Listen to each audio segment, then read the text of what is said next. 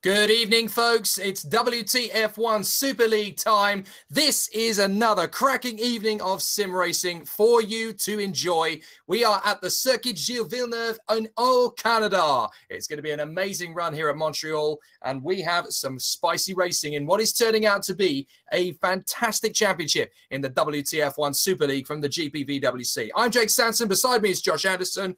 Boy, are we in for a good show tonight, Josh. The championship is fever pitch right now.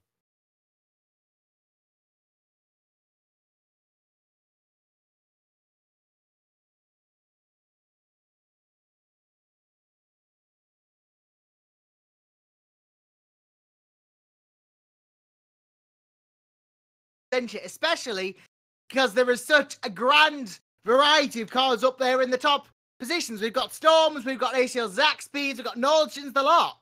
And we've got a few interesting new driver shuffles up and down the grid as well.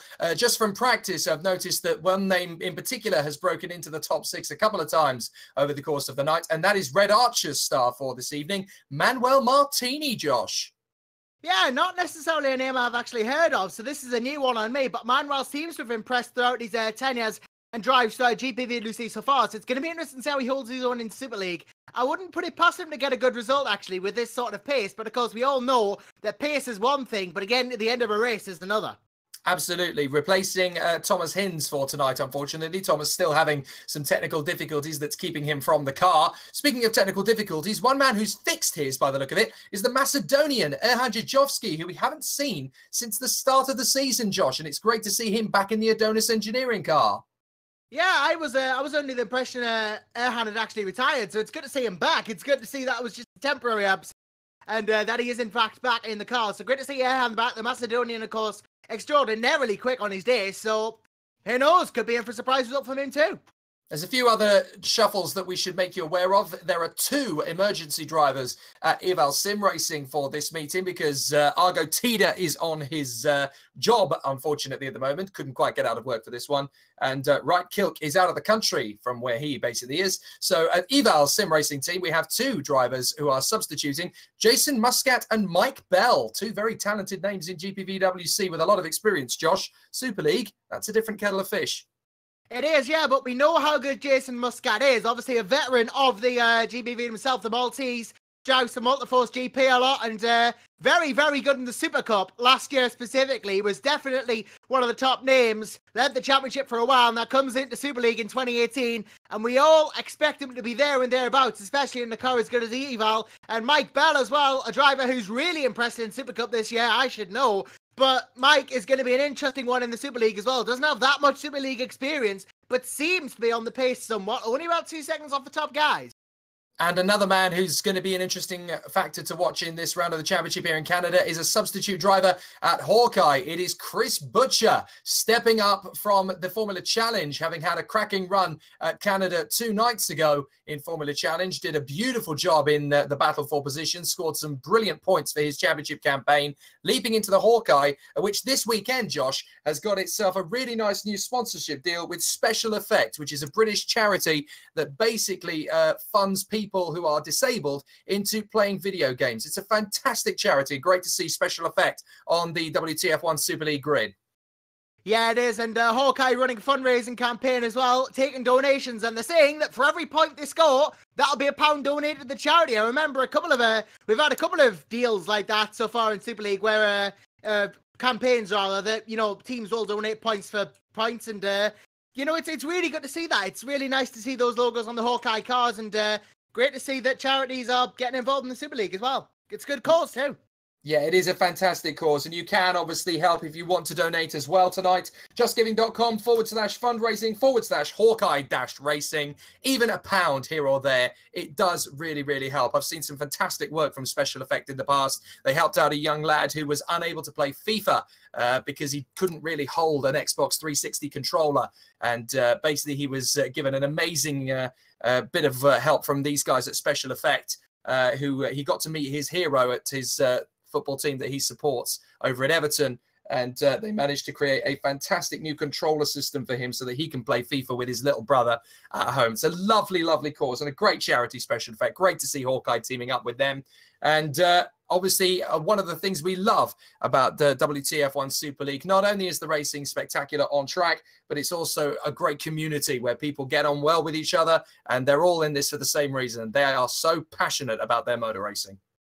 Yeah, that's why we're going to have such good battles like the ones in Melbourne. We had Duval and Thorny and all the other battles we've had this season as well, because they just get on with each other so well, these drivers. There's great camaraderie here, and as we move into qualifying, I'm sure that's going to show throughout this and the race as well, as drivers and teams line up. Looking like Risto Capit is going to be the first to set a lap, or at least he's the first at the end of the pit lane.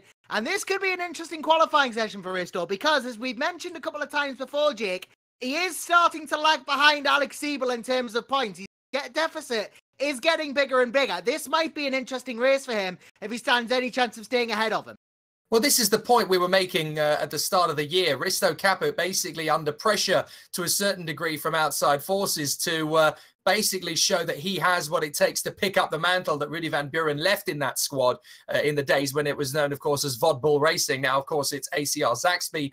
But yes, Alex Siebel has stepped up from Super Cup, having had an amazing campaign in 2017, and has proven pretty much consistently at every weekend that he is faster over one lap than Risto Caput. Now, that's not to take anything away from Risto, but we obviously have an incredible talent in Alex Siebel, and he is definitely looking to charge his way forward for the championship in 2018. But this is an important one for Risto, where brakes are obviously going to be very important. A few teams have obviously gone for fresh engines for this one as well. So this is going to be an interesting one because we've got those long power straights. So we could see if a couple of teams have got their strategy call wrong, there could be a lot of points to steal. But for Risto, you're absolutely right. He needs to get one over on his teammate Alex Siebel. In the qualifying, though, is going to be very different from the free practice. Although, of course, free practice, we saw Liam Duval going fastest of all by 0.066 ahead of Capit, not Siebel. Yeah, and he's been close to wins this season, and I would not put it past him for another potential here. It is a difficult track, though, is the Canadian circuit here. And, well, Duval is going to have to do something special to get pole, of course, as anyone would. But it's going to be interesting to see if he can prevail. I think he's definitely got it in him. And so far, he holds the fastest lap. Lazaros Filipakos gives us our first major comment in the live stream on YouTube. Hello, Lazaros. Good to hear from you. Jake Sanson is going to reply to you. I've already asked the question, who's for pole? But he's asked, it should be raining. Should it be raining? What is the weather forecast for today, Josh? I'm not sure it is for rain, actually. Let me go and check, because I believe we use live weather based on the actual weather that is at the event. For a while, it was for the next day. But I believe now we are using live weather. And I've heard rumours of rain, and it's cloudy at the moment in Montreal. I'll say that much. It is cloudy. I believe 65 degrees Fahrenheit. And Well, there is a possibility of a shower or two, I believe, according to AccuWeather. Obviously, now it's 2 p.m. It's about 50% going down to 22%, so it might happen, but it might not. It's not certain at this point, but it would shake things up if we do have rain. Yeah, and plenty of teams have obviously taken that weather forecast as an opportunity to practice this circuit in the rain just to see what they're up against. There's a great little bit of footage filtering around the Discord channel in GPVWC at the moment with the two Red Bull Street Fighters unfortunately coming a cropper out of the final chicane and tapping into each other down the main straight. That got a little bit interesting and a few giggles from various people in the stream. But ambient temperature is 18 degrees, track temperature is 2 more than that, 20 degrees Celsius. So at the moment, it is looking bone dry, although cloudy and overcast. And there is the potential for rain later on, as Josh said, a 50-50 chance. So we're not sure, but at the moment, it is all fine and dandy. Alex Siebel has set the first banker lap of a 1 minute 11.590. We should be seeing drivers dip towards the 110s for the ultimate pole position lap. Could be very interesting to see who gets there. At the moment, it is Siebel from Jordan, then Risto Capit in 3rd position from Liam Duval. Ricardo Costa is there in 5th position in front of Flo Gaia. That's much better from Flo Gaia. I have a feeling the Red Bull Street Fighter team have turned the corner for this round of the championship. They seem to be on the pace through practice and in the early stages of qualifying. Hopefully, that's Flo Gaia and Ben Horrell back up to their best again. Hopefully so, yes. It is good to see Gaia just 3/10 off Siebel at the moment. I expect there's more time to be found, but it is definitely a good sign thus far. Maybe they've turned a corner, maybe they've gotten their setups right, maybe they've started to really invest in the car as a unit as well, because that car was not one of the strongest before, but it could be one of the strongest now. We'll take a look at development as we go through the session, of course, because I got all my statistics and all that up, but it is going to be interesting to see if they can hold that position as times continue to improve. I see Liam Duval's only about 2/10 off still, so he's still quite close.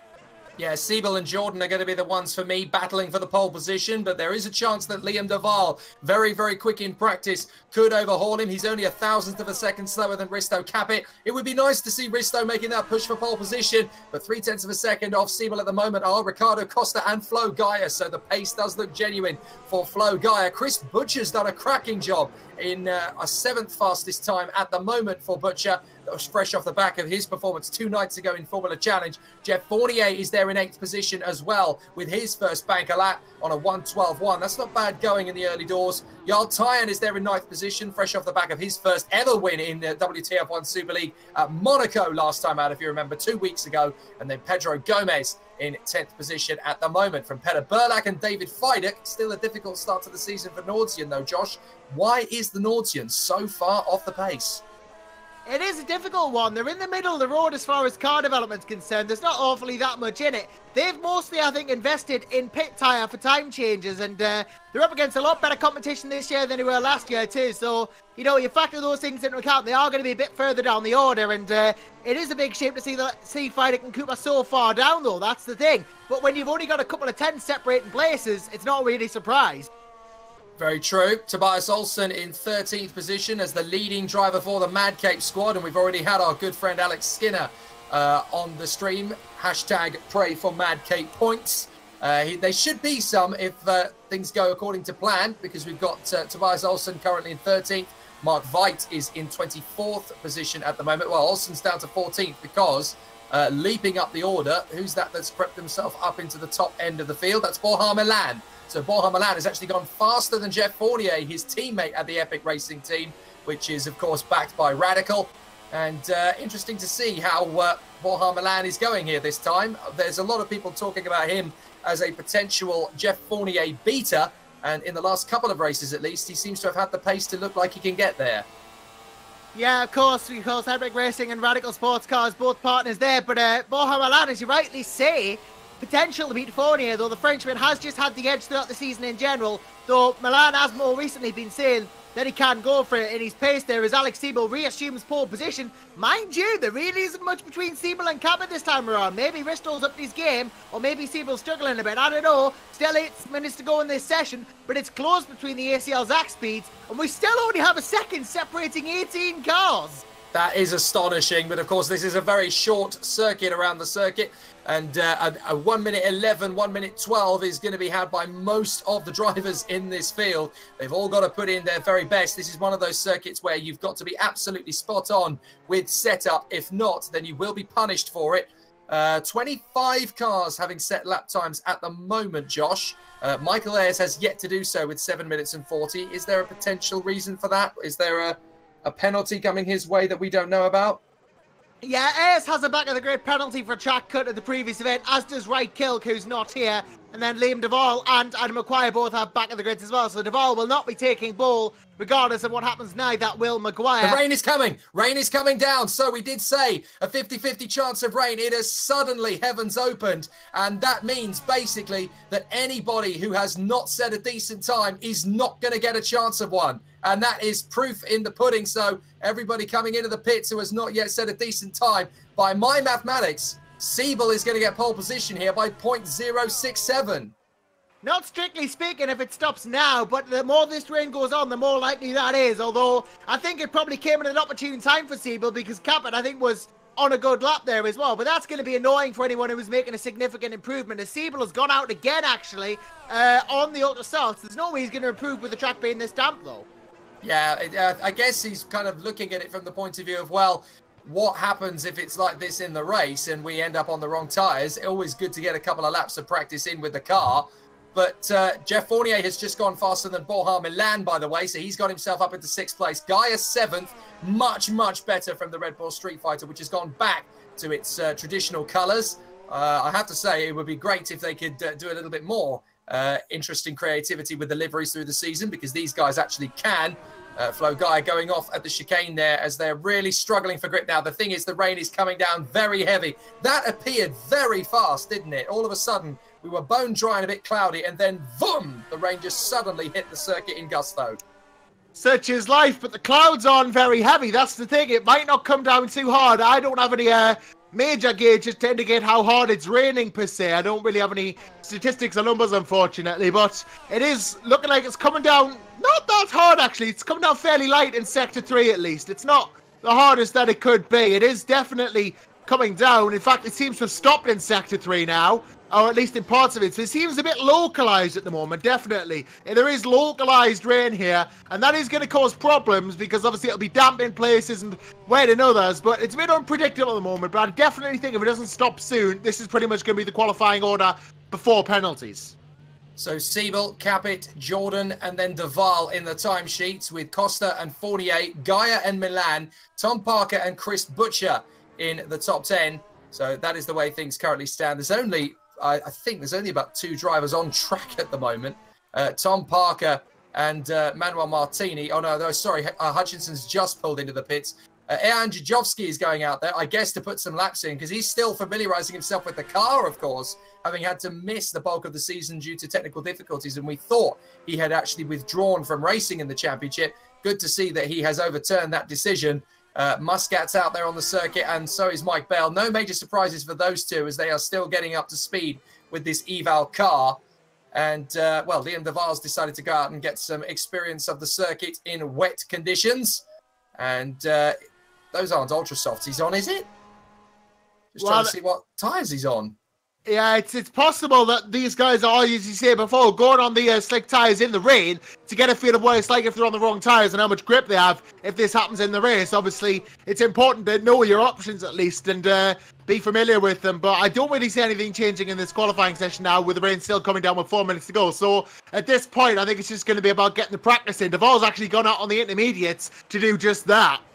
And this is obviously going to be about now who's got the best preparation for a wet start here at Montreal, because this is a tough circuit. It's very punishing on the brakes, but Montreal on the wet has provided some incredibly spicy races in the past in the real world of motorsport. Let's not forget, shall we, 2011 in Formula One. Jenson Button versus Sebastian Vettel, right down to the wire, when Button finally got one over on Sebastian Vettel in the very closing stages of the last lap of the race. So there's obviously a lot to fight for here in WTF1 Super League as the drivers continue to battle away for positions. Dennis Jordan is out on the circuit as well, trying to get a feel for the car on the circuit as well. He's done, I think, a lap and then gone back out again. I think the drivers are just getting a little bit of an understanding as to what the circuit is doing in these conditions, because basically fortune favors the prepared, doesn't it? And the more knowledge you can get, then the better a chance you have of going out there. That's why people like Tobias Olsson and David Feidek are starting to get a little bit faster in terms of their preparation for the wet conditions. But David Feidek and Alex Cooper, Josh, 15th and 18th. Oh, how times are hard for Nordsjön when last year they were battling for victories. Yeah, but you see, the thing is about this wet weather, I think this is going to suit David Feidek right down to the ground, because I think there's probably no one going to be better at adapting to these conditions than the one we call Mr. Consistency, David Feidek. I mean, for so long as well, there was a point where he was not out of the top 3 in Super League. He was that good. And yeah, it's been a bit more difficult for him in this season, but I think the wet conditions can suit him right down to the ground. It just seems like David Feidek's sort of weather. Yeah, he is one of those drivers that naturally seems to rise to the occasion no matter what is put in front of him. And he's going to be one of those guys who just has this unnatural ability to be incredibly strong. Even in these conditions, he is just so versatile. And that's where we're going to see an awful lot of fantastic driving from him. We'll get to see an awful lot about the battle in, you know, all of these different drivers will have a much better shout of things. And we'll see just how good they can be. But David Feidek, definitely one to keep an eye on. And we'll see just how well he will go from 15th on the grid. Although it's probably going to be a little bit higher than that. As we've already mentioned, there's going to be a couple of drivers that will have back of the grid penalties to serve.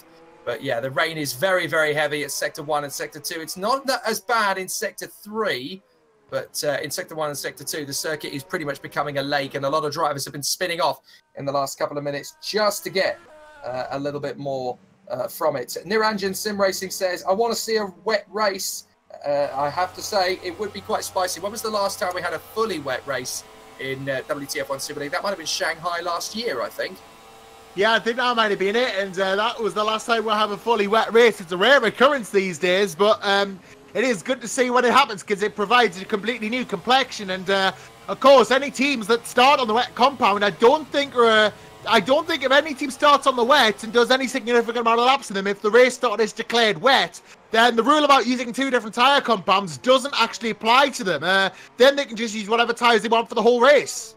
And that definitely will give a little bit more of a intriguing strategic battle, because teams will be looking to basically counteract, you know, how far you go into the race on one set of tyres. The wets can last a long time, of course. Some teams, if it stays wet, will just be going for a one-stop strategy. And that will basically mean that all of the racing, all of the racecraft will have to happen on the circuit itself.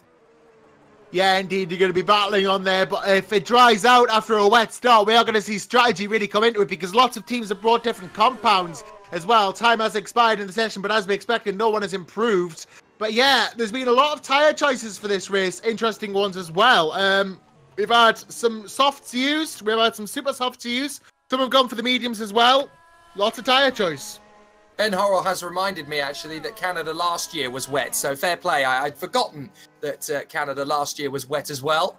It just seems to come at the wrong type of year for WTF1 Super League to get a dry running, but as far as us spectators are concerned, we're delighted by it. Of course, the actual Grand Prix takes place a month from now, when the heat has got a little bit more around the circuit, as drivers are still just trying to position their cars around the circuit in these wet conditions to get a little bit more speed out of them. But by less than 1/10 of a second, ACR Zach Speed are first and second in the mix as they lock out the front row. Dennis Jordan, third fastest in the time to qualifying, from Liam Duval, Ricardo Costa and Jeff Fournier. Then it's Flo Geyer, Borja Milan, Tom Parker and Chris Butcher, Peter Burlak and Jarl Tyen together on the 6th row, Pedro Gomez and Wopke Hoekstra, David Feidek and Tobias Olsson, Dino Paolini and Alex Cooper, Manuel Martini and Mark Hutchinson, then Ben Horrell, Erhan Jajovski, Jason Muscat, Mark Veit, Mike Bell, Menno Klont, and Michael Ayres, although there should be a 28th person, Josh, who has yet to set a lap time at all. Yeah, indeed. Further down the order, there should be a 28th, and there isn't at the moment. But we will definitely see if we get that 28th before the race starts. As well, there you go. There's your qualifying order pre-penalties. I think it's the second of the Measurix. Ah. Oh no, sorry, no, my apologies. Hoekstra and Paolini have both set times, so right. I'm just trying to work out which of the cars is missing that hasn't set a time. Both of the Storms are there because we have Liam Duval and Menno Klont. The Mad Capes are both there. Just trying to see who else. Oh, there's one Adonis. Now, that is interesting because there's one Adonis, and that is for Erhan Jajovski. So who is in the second Adonis car? Therein lies the issue. I'm going to look through the field and see if I can find out. Obviously, we have Jajovski in one, but coming through the others, we will see that Jajovski's there, and the other Adonis, I think, well, obviously, Fran Lopez, I think, quite unfortunate. Lopez was Adonis driver. I'm stuck in 2017. Yeah, that's an interesting one. There may be a storm missing. Right, so very interesting to see how things are currently going. So let's have a look at the Storms. We've got Menno Klont and we've got Liam Duval in the Storm cars. It's definitely only one Adonis in the field. Not entirely sure who it's going to be that's in that second car, but they must surely put a second driver in the cars. At this early stage in the season, having only one driver in the Adonis is really, really bad form, to be fair. And we picked up on a couple of teams last year for having inconsistencies with their driving talent. And this is something, unfortunately, that looks to be colouring Adonis' season in particular in not being able to field two cars on the circuit.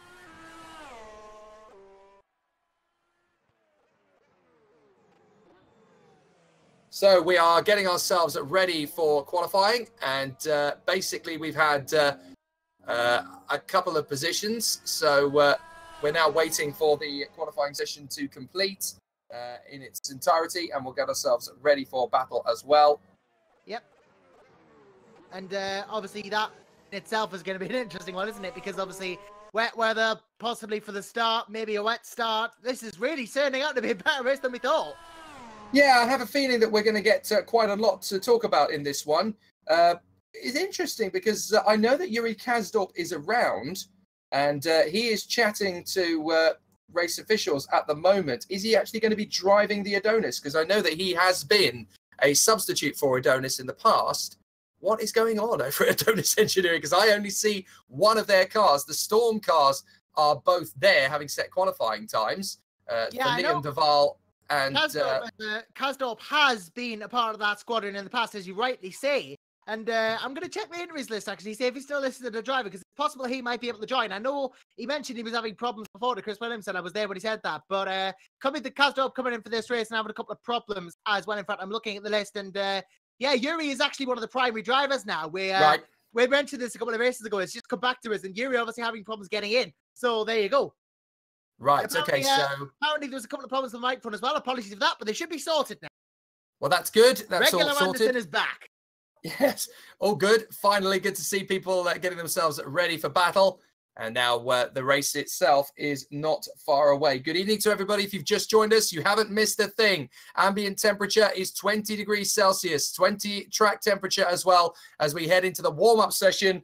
Fastest in qualifying, Alex Siebel from Risto Capit. Very, very close between those two. They have a 0.3 of a second advantage over the rest of the field, but we don't ultimately know how close it could have been by the end of the session because rain has interrupted play to a certain extent. Yep, the old cricket adage, and we don't quite know who would have gone where in qualifying, but it has set up a potentially very interesting race, although no rain in this session thus far. Then again, rFactor 2 does have a tendency. I expect it may start raining again, actually. The clouds have just come over, so if it does start raining soon, we'll know why, because obviously, you know, it just kicks in after a couple of seconds of a session. But indeed, this could make things interesting come the race. So we should talk a little bit about what happened 2 weeks ago over at Monaco, Josh, because obviously that was a very important race for the championship. Some great battles in the pack, and it's really given us very exciting pre-banter going into the Canadian Grand Prix. Yeah, indeed. Obviously, Monaco, fantastic race. I was there. It was a fantastic affair. Loved Monaco. Completely brilliant. And in the end, obviously, there was a great race to boot as well. When does Monaco not give us a good race? It's just one of those tracks that tends to do it. But, and it gave us a brand new winner as well. You can talk us through a bit of the details from Monaco and how that basically gives us a bit of a feeder into this round of the championship. Yeah, indeed. Monaco, a fantastic race. And in the end, a brilliant race result indeed. And we got ourselves, as you rightly say, Jake, we got ourselves a brand new race winner out of it too. It was a fantastically contested affair, lots of potentials, but in the end there was only one winner, and it was Jarl Tyen for Edge Esports, taking a fantastic victory, and he finished just 0.2 of a second ahead of Alex Siebel. He was resisted at the end by a late charge, but he didn't quite work out. Dennis Jordan got third place for Evolution. First podium of the season, I believe, for them as well. Jeffrey Fournier was 4th for Epic. Mark Hutchinson, 5th for the Flag team. Best result of the season for them too. Standout team of the race for sure. David Feidick, 6th for Norwegian, climbing back up 18 places from his starting position. Tom Parker, 7th. Mike Quitt, 8th in the Adonis. Dino Paolini, 9th. And Osvaldo Angeloni subbing for Red Archer in 10th place. 11th for Argo Tida. 12th for Adam Maguire in the Hawkeye car. And then it was Wupke Hoekstra picking up 3 points in 13th. Alex Cooper picking up 14 and 2 points. And then despite not finishing, Borja Milan still scored a point by finishing 15th place. That was Mark Feet, Risto Cabot, and then a lot of DNFs, such as the nature of Monaco. It was a race of attrition. And, the list of names that didn't finish leads like a who's who GPVWC. You got Menno Clant, Michael Ayres, Bruno Sousa Ferreira, Yuri Kazdorp, Ricardo Costa, Liam Duvall, Tobias Olsen, Red Kill, Florian Gaia, and Ben Horrell, Peter Burlack, and a partridge in a pear tree, Jake. Absolutely. It was one of those races where everybody ended up in difficulties, but a few crafty-eyed individuals were able to get a really supreme performance from it. Tom Parker, in particular, a standout effort from the veteran to get him right up into the top 10 there. He put on an absolutely spectacular show, and I have no doubt we're going to see similar from him tonight as he battles away, this time towards the sharp end of the field. Now, what back of the grids do we have to contend with here in this round of the championship? We know Liam Duvall has got one. Who else has, Josh? Yeah, Duvall has the back of the grid, as we know, obviously, from what we mentioned earlier. But there are a couple of other drivers who have penalties too. Going through the entire list of penalties from Monaco, we have drivers such as Liam Duvall, who has one, Adam Maguire has one, Michael Ayres has one, Ray Kilk also has one, but he's not here. And then there's also one for Jarl Tyen, surprisingly. And I can't see Jarl is down in the order in the warm-up, but he's going to have a back of the grid as well for, I think, cutting the track in race too much. But otherwise, it has just been 5-second grid slot penalties for Mark Veit, Adam Maguire, Borja Milan, Tobias Olsen, Argo Tida, another one for Mark Veit, and Maguire gets one as well as Yuri Kazdorp. And, actually, I think Maguire's was actually 5-second penalty, sorry. But a lot of 5-slot penalties too, including another one for Michael Ayres as well, one for Tom Parker. So Monaco did not come out really well at all. Well, the championship standings were just shown on the live stream there. We have 3 drivers separated by 2 points, led by Jarl Tyen from Risto Capit and Alex Siebel. With Jarl Tyen having a back of the grid in this one, that's going to be very interesting. Before we get into the race action itself, let's go on a lap of the Canadian Grand Prix circuit with Michi Hoyer.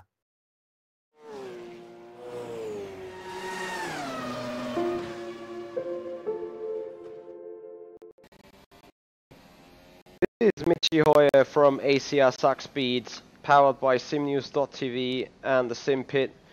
And we are live sitting in the ACR Suck Speed car. And I'm very proud taking you out for track presentation of this upcoming GPVWC race.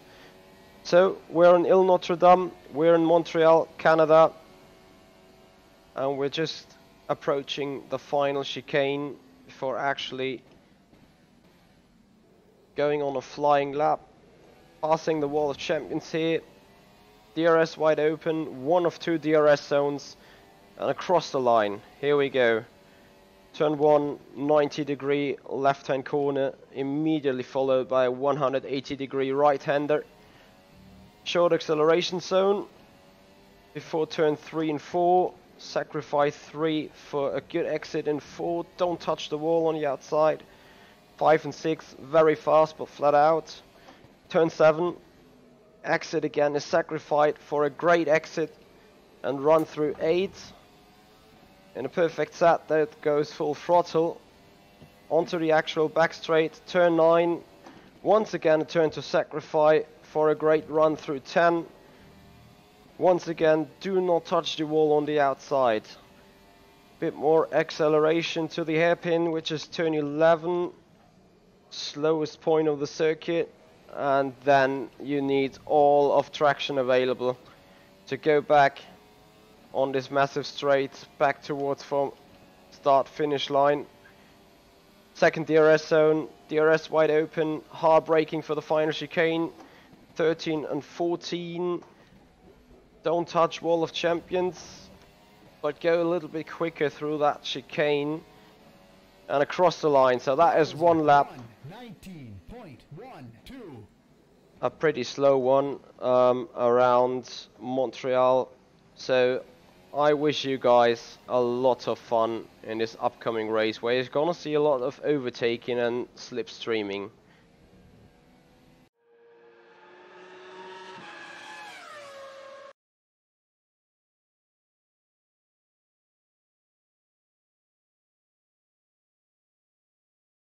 Well, there we go. Mitchy Hoyer taking us on a lap of the track there, and not the fastest lap in the world, but it shows you a nice little sighting of the track there. It shows you one way around it in the SL Zach speed, and of course, not quite going to be the same for these drivers if they are going to be starting on these intermediate or wet tyres, and of course, using those means that they don't have the opportunity of having to follow the rule on 2 and 3 dry tyre compounds. It's going to be interesting to see who starts on what.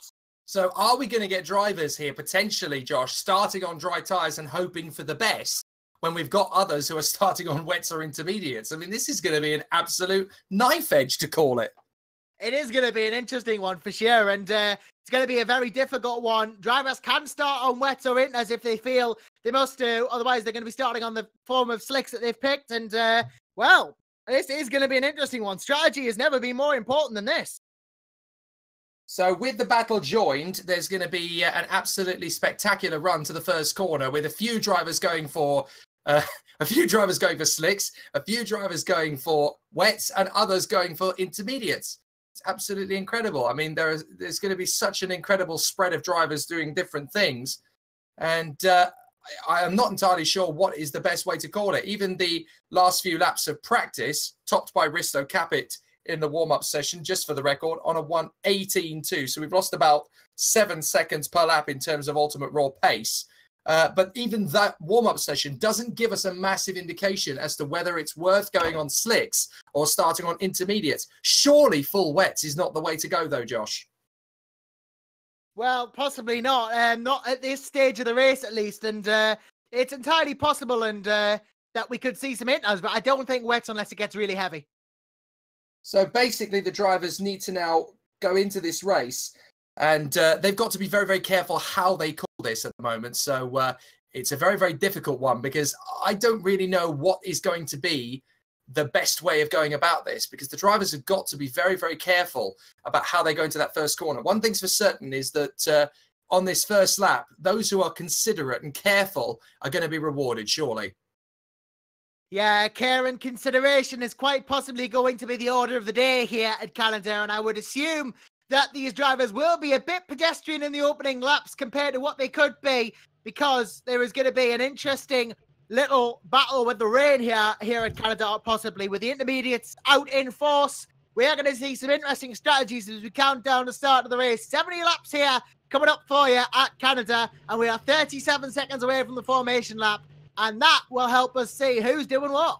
If you've just joined us, good evening to you and welcome to the WTF1 Superleague from the Grand Prix Virtual World Championship, the real Grand Prix Esports Championship. Jake Sanson and Josh Anderson here in the commentary box overlooking the circuit Gilles Villeneuve, and it is going to be an absolutely fantastic race. Here is the grid as they are prepared to set off on their formation lap for, as Josh rightly said, 70 laps of this Canadian Grand Prix circuit as we head off into the distance for a very tricky start to the race. Some potentially starting on intermediates, some going for slicks, maybe a few even thinking wets is the right option, but it's a damp start, that's for sure. Alex Siebel and Risto Capit hold up the front row of the starting grid for the ACR Zach Speed team, and they are chasing our championship leader. They're only a point apart. Dennis Jordan is third on the grid for Evolution Motorsports. He will want a very strong run today. Ricardo Costa, the first of the Hawkeye Racing machines, is there on the second row of the grid. Jeff Fournier for Epic Racing Team starts in 5th position, and back where he belongs on the 3rd row is the Red Bull Street Fighter of Florian Gaia, his highest starting performance of the year.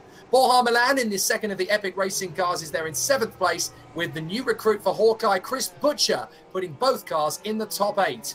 Peter Burlak is 9th on the grid for the Edge Esports team, and rounding out the top 10 is Pedro Gomez in the first of the Red Archers. Wonka Hoekstra in 11th place for Mejerick Racing, and Tom Parker in the Evolution Motorsports car finishes off the top 6 rows. David Feidek in the Nordsian starts 13th, and the inside line could be useful for him. Dino Paolini in the first of the Mejericks finds himself there, second of the Mejericks, sorry, in P14. Then it's Alex Cooper in the Norton Racing car, hoping that 15th is not going to be too bad to start from. The new boy in this weekend for Red Archer, Manuel Martini, lines up on the 8th row of the grid. Mark Hutchinson in the first of the flag to flag starts 17th position on the grid, with Ben Horrell in the second of the Red Bull Street Fighters needing to make progress from 18th. Tobias Olsen heads the Mad Cape charge in 19th, and alongside him is the returning Erhan Yajovski in the Adonis engineering car, the sole Adonis. 21st on the grid is Jason Muscat. Alongside him, his teammate Mike Bell, both emergency drivers for the Eval Sim Racing team on the 11th row. Menno Klont in the Storm Racing team is 23rd. Alongside him is Mark Veit in the Mad Cape. 25th on the grid, the first of our back of the grids, Jarl Tyen in the Edge Esports car, then Michael Ayres in the flag-to-flag machine in 26th, and Liam Duval from the dead last position, 27th on the grid. Interesting again, though, to observe, only one Adonis on the grid. Not great from their point of view, but as the drivers come to the grid, it's definitely not raining at the moment, Josh, and we're going to get some very spicy, exciting racing. Yeah, we are. It is damp but not raining at the moment. I wonder who you think is going to take the win from here, especially with the rain, Jake. Yeah, it will be a tricky one. The rain is still a factor. We've got somebody at the end of the pit lane. Is that Michael Ayres starting from the pits? Oh, it's Liam Duval. Liam Duval is starting for the pits. Michael Ayres looks like he's going to be doing the same thing. Yes, so both Liam Duval and Michael Ayres starting from the pits. That could be a very interesting strategy as they prepare for action. The last few cars are getting into position, and we are ready for the WTF1 Superleague Canadian Grand Prix. Hello to wherever you are in the world, wherever you're watching from. This is what is going to be a spectacular race. 5 lights are on. Let's race at Montreal. Cracking start from both of the ACR Zach Speeds. Jordan's broken clear in 3rd position. Looks like a good start from Fournier. He's going to try and get up the inside of Costa, and he's there. Oh, contact! Jordan spun around. Jordan spun around in the middle of the field. Yeah, Jordan spun around. Olsen collected him. Cars left, right, and centre, trying to avoid and dodge into a couple of more cars. I think one's telescoped over the other, and now Duval's got into Gaia on the rejoin as well. Bit of a chaotic start here in Montreal, and that is not going to go down well with the DC. But Menno Klont trying to get back into it. He's got up 3 places in one corner before having an excursion. Horrell into the wall as well, struggling to get back into it. Gomez has had a decent start, as is Verlac. Siebel starting to break away from Cabot, but Bristol's not lost that much time yet. Fournier up to 3rd. Yeah, Fournier is definitely the beneficiary in all of that. And Dennis Jordan, I think, has not endeared himself to anybody. Not only did he spin out in front of the field, but as he rejoined, he took out one of the Storms. I couldn't tell whether that was Menno Klont or Liam Duval. But he ended up trying to rejoin the circuit by spin turning the car back to the left. And he's actually taken one of the Storms with him. So that's not great from Dennis Jordan's point of view. And he will be up in front of the DC for that one, no doubt. Siebel leads. Cabot 2nd from Fournier. Costa, Milan, Burlack, Hoekstra, Gomez. Parker is 9th and Chris Butcher in 10th. Having a very conservative start. Oh, Butcher getting a little bit crossed up there at the chicane. Obviously, still a newbie to the Super League in this car. And still finding his feet. But David Fidek and Alex Cooper are on the charge. They're now through to 10th and 12th places, Josh. And here comes the sole Adonis of Erhan Yajovski. Oh, that looks like Hoekstra's got off. Quite possibly. Hoekstra seems to have had some sort of excursion, and Wupke obviously further down the order now because of it as well. 13th place now. And yeah, he was 7th. He dropped it into 1. Didn't touch anyone, just locked the rears a bit. Back spun round. And he's lost places to Butcher, who's now challenging Cooper. And that's impressive in its own right. But obviously a lot of battling going on at the moment. And wow, surprisingly, Siebel has not dropped Cabot that much. Gap's only a 2nd. Anybody who went for slick tyres, sensible move, because at the moment, those are the compounds to be on. Ooh. I don't know if anybody went for intermediates. Give me. Cabot is struggling now. He went wide at the previous corner and got a drift on up a hairpin. That's going to give Siebel lots of breathing room, but this race is far from over. If he's making these mistakes early on now, Alex Siebel surely is not unsusceptible as well. He could trip up too. It's a notoriously difficult circuit, but Fournier is going to be encouraged by all this. Yeah, I think Cabot's not feeling very comfortable with the car. He's being very tentative, very smooth, but a little bit cautious. And I think that's where he's getting a little bit less out of the car than Alex Siebel is. Siebel is doing his normal drive, chucking it into every apex, and the car is just biting. I'm not sure Cabot is feeling very comfortable with his lot at the moment, as Ben Horrell, sadly, becomes the first pit stop of the race on only lap 2. I think Liam Zavar actually came in before that as well to replace the front wing. He lost in the bit of the fracas at the start, True. but Horrell then now as well. Believe he's actually gone up the softs and all this to try an alternate strategy, and rightly so, may as well. But if it starts raining soon, he's probably going to regret that. Oh, Parker's off at the first chicane. Parker's gone off there and spun the car around. Oh, he's doing the right thing though. He's keeping it right there where it is. He's being predictable. Oh, yes! Oh, he moved at the wrong time. Hayes just clipped him. Now Parker into the wall and loses his front wing. Oh, no. Oh, well, you say sensible from Parker, but he spun the car originally, but then he came back onto the circuit. He was hit twice. He was hit by Olsen. Olsen lost it, dropped it into Parker, who himself had got caught up in the shenanigans with Hoekstra, who lost it at the first chicane. I mean, Parker had to keep it there to be as predictable as possible. Just moved at the wrong time, ultimately. And Costa's gotten past 48 too. Yeah, it's not the first time that that's happened in this race, never mind in this season. Costa, third position now, having got himself back into position. That's great work for the Hawkeye team and a real fillip for the Special Effect charity that's supporting them over the course of this race. So it's Siebel, Capit, Costa, Fournier, Milan and Burlak. There's only 4 teams in the top 6. Great work from ACR Zakspeed and Epic in particular in 4th and 5th. Yeah, Epic in particular doing well. I've just seen Bell's had an excursion at the first chicane as well, but he's gotten back on track down in 16. So this is difficult for everyone, not just the top guys too, as Michael Ayers in now. And he's decided to come in for another set of I think he's going for a fresh set of tyres, weirdly. Well, did he start the race on intermediates? That's what I'm wondering. Actually, Hutchinson did, for sure. Not sure if Ayers did or not. No, Ayers was on the super softs. Maybe he just flat spotted them and was uncomfortable. It's Jajovski's gone. Hans seems to have lost it. Yeah, he's gone now. Now he's got to spin turn it as well. He's done a good job. I think he's just going to stay where no one's coming as well. This is why having spotters and track maps is crucial, because you know then where people are. So you've got to be able to get around. Nobody hit him, luckily. But yeah, that's going to hurt. Well, he lost it coming out of the right-hander at the 3rd chicane. That's where he lost it, dropped it on his own.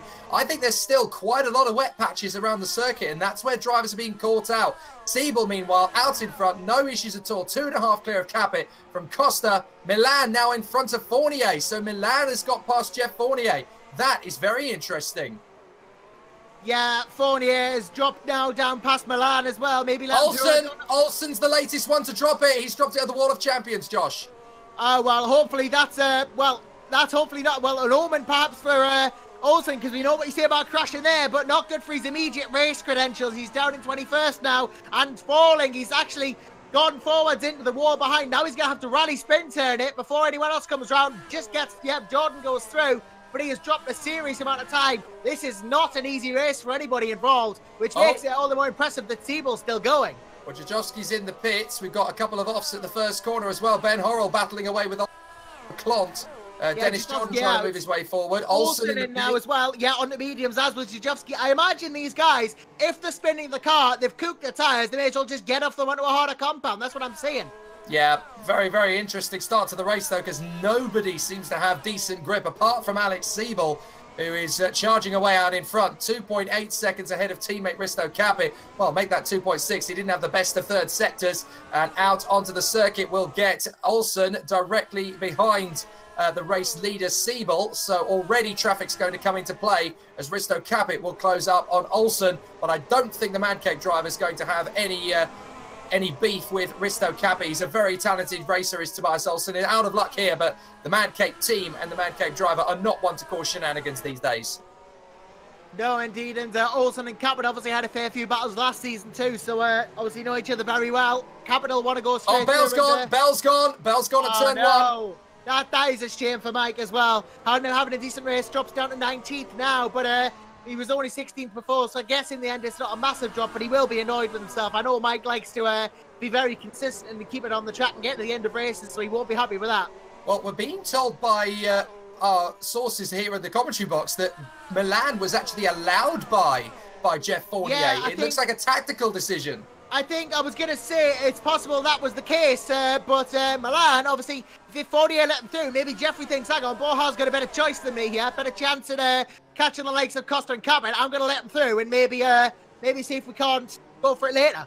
Well, Milan's got a good chance to close up on Costa here because there's traffic up the road, of course. They've got to deal with Tobias Olsen. I imagine Olsen is not going to cause too much of a problem for Costa. although he is catching him at a rather awkward part of the circuit, while Olsen can't just move aside.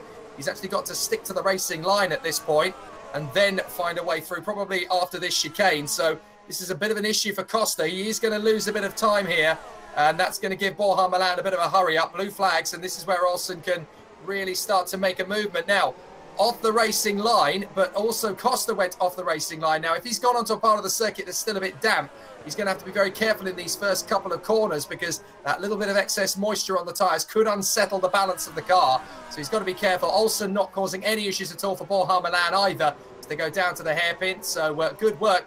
Behind the top 5, we've got Petter Burlak up into 6th position. Great run from him. 7th is Gomez. 8th is David Feidek. Again, he's always a factor. Dino Paolini 9th. Cooper is 10th from Jarl Tyen, who is the first of our back-of-the-grid drivers, in 11th place.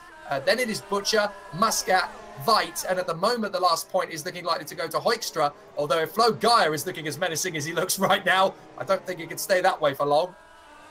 Yeah, indeed, and I definitely think, even like looking further down the order, obviously we have the likes of Gaia doing quite well, obviously, but, you know, did well at the start. He's dropped down to 16 now, trying to get back into the points, but, you know, even the likes of Mark Veit as well, obviously in 14th in that Mad Cape car, worst car in the grid, or one of the worst cars on the grid, but doing a fairly good job near the points, and I've been really impressed by Mark, actually, throughout his Super League career so far, and I think if he was in a midfield or top-end car, he could definitely be a consistent top 10, top 8 scorer, so maybe he might get picked up later in the season for an emergency drive for another team if that's allowed, but definitely one for the future, perhaps. Bit of a question come in from Chris Shepherd. Why is Tyen always hot, then cold? Was he caught in the crash at the start? I'm not entirely sure. I think he might have been. But you know, it's not hard, not easy to say, unfortunately. We didn't see that one. You know what we say about these drivers? They're hot, they're cold, they're yes, then they're no. They just can't make their mind up either which way. Well, Jarl Tyen should have the big ball of confidence after winning in Monaco to finally get that monkey off his back and prove the doubters, you know, he can win races at WTF1 Super League. Here in Canada, the Edge Esports car just doesn't seem to have, well, ironically, the same edge as some of the other cars out there on the circuit. Siebel and Capit looking absolutely perfect at the moment. Well, I say Siebel is. Capit actually seems to be losing time to Costa and Milan. He just doesn't seem to have that same confidence in the car. Yeah, it doesn't seem to have. I think the start shenanigans shook him a bit, that little excursion at the hairpin, and Siebel obviously been rock solid since. But obviously, you know, there's still a lot of the race to go. It could still rain, could still shake things up again. This is far from over with the threat of rain hanging over. I know it seems like it's going to be just a case of Siebel goes out, you know, rinse, repeat, goes and dominates the race, but that's far from true. In fact, he's only actually done that twice this season, hasn't he, Alex Siebel? We know he's got the best one-lap pace, arguably, in the entire field, but it's been less simple as that to actually go into the races and get it going. But then, of course, he's got big shoes to fill from Rudy van Buren, who won the title last year and has now gone on to work for the McLaren Formula One team as their simulator driver, having won McLaren's World's Fastest Gamer competition. Siebel is 3.7 clear of Capit, looks pretty comfortable out in front. Capit is definitely being reeled in by Ricardo Costa. The Hawkeye is getting closer and closer. Yeah, Costa really is impressing again, and he just seems to have this one-lap pace, doesn't he, Jake? And he's just able to pull this out when he needs it. Minding Freedom writes on YouTube, Siebel's gonna bottle it. That's, Said no one ever. Said no one ever. When has Siebel ever bottled it on his own? He's never done that. He's only been outwinked by strategy at Monaco and been involved in other people's incidents or misdemeanors. China, or had disconnections, Australia. So I'm not sure that's a fair thing to say about Alex Siebel. I certainly haven't seen him bottle it any time recently, but that's a brave prediction. Milan in 4th position. Fournier, look, 5th position, just doesn't quite have that same pace as his teammate Borja Milan. So clearly he felt that Borja was going to get a better shot at Ricardo Costa. He's led him by, and he's actually fallen to 2 seconds back on his teammate. This is very unusual for Fournier to be the guy who's slower than Borja Milan. However, this is Jeff Fournier. All he needs is to get onto a set of tyres he feels comfortable with later on, and I would not at all be surprised if the roles were reversed.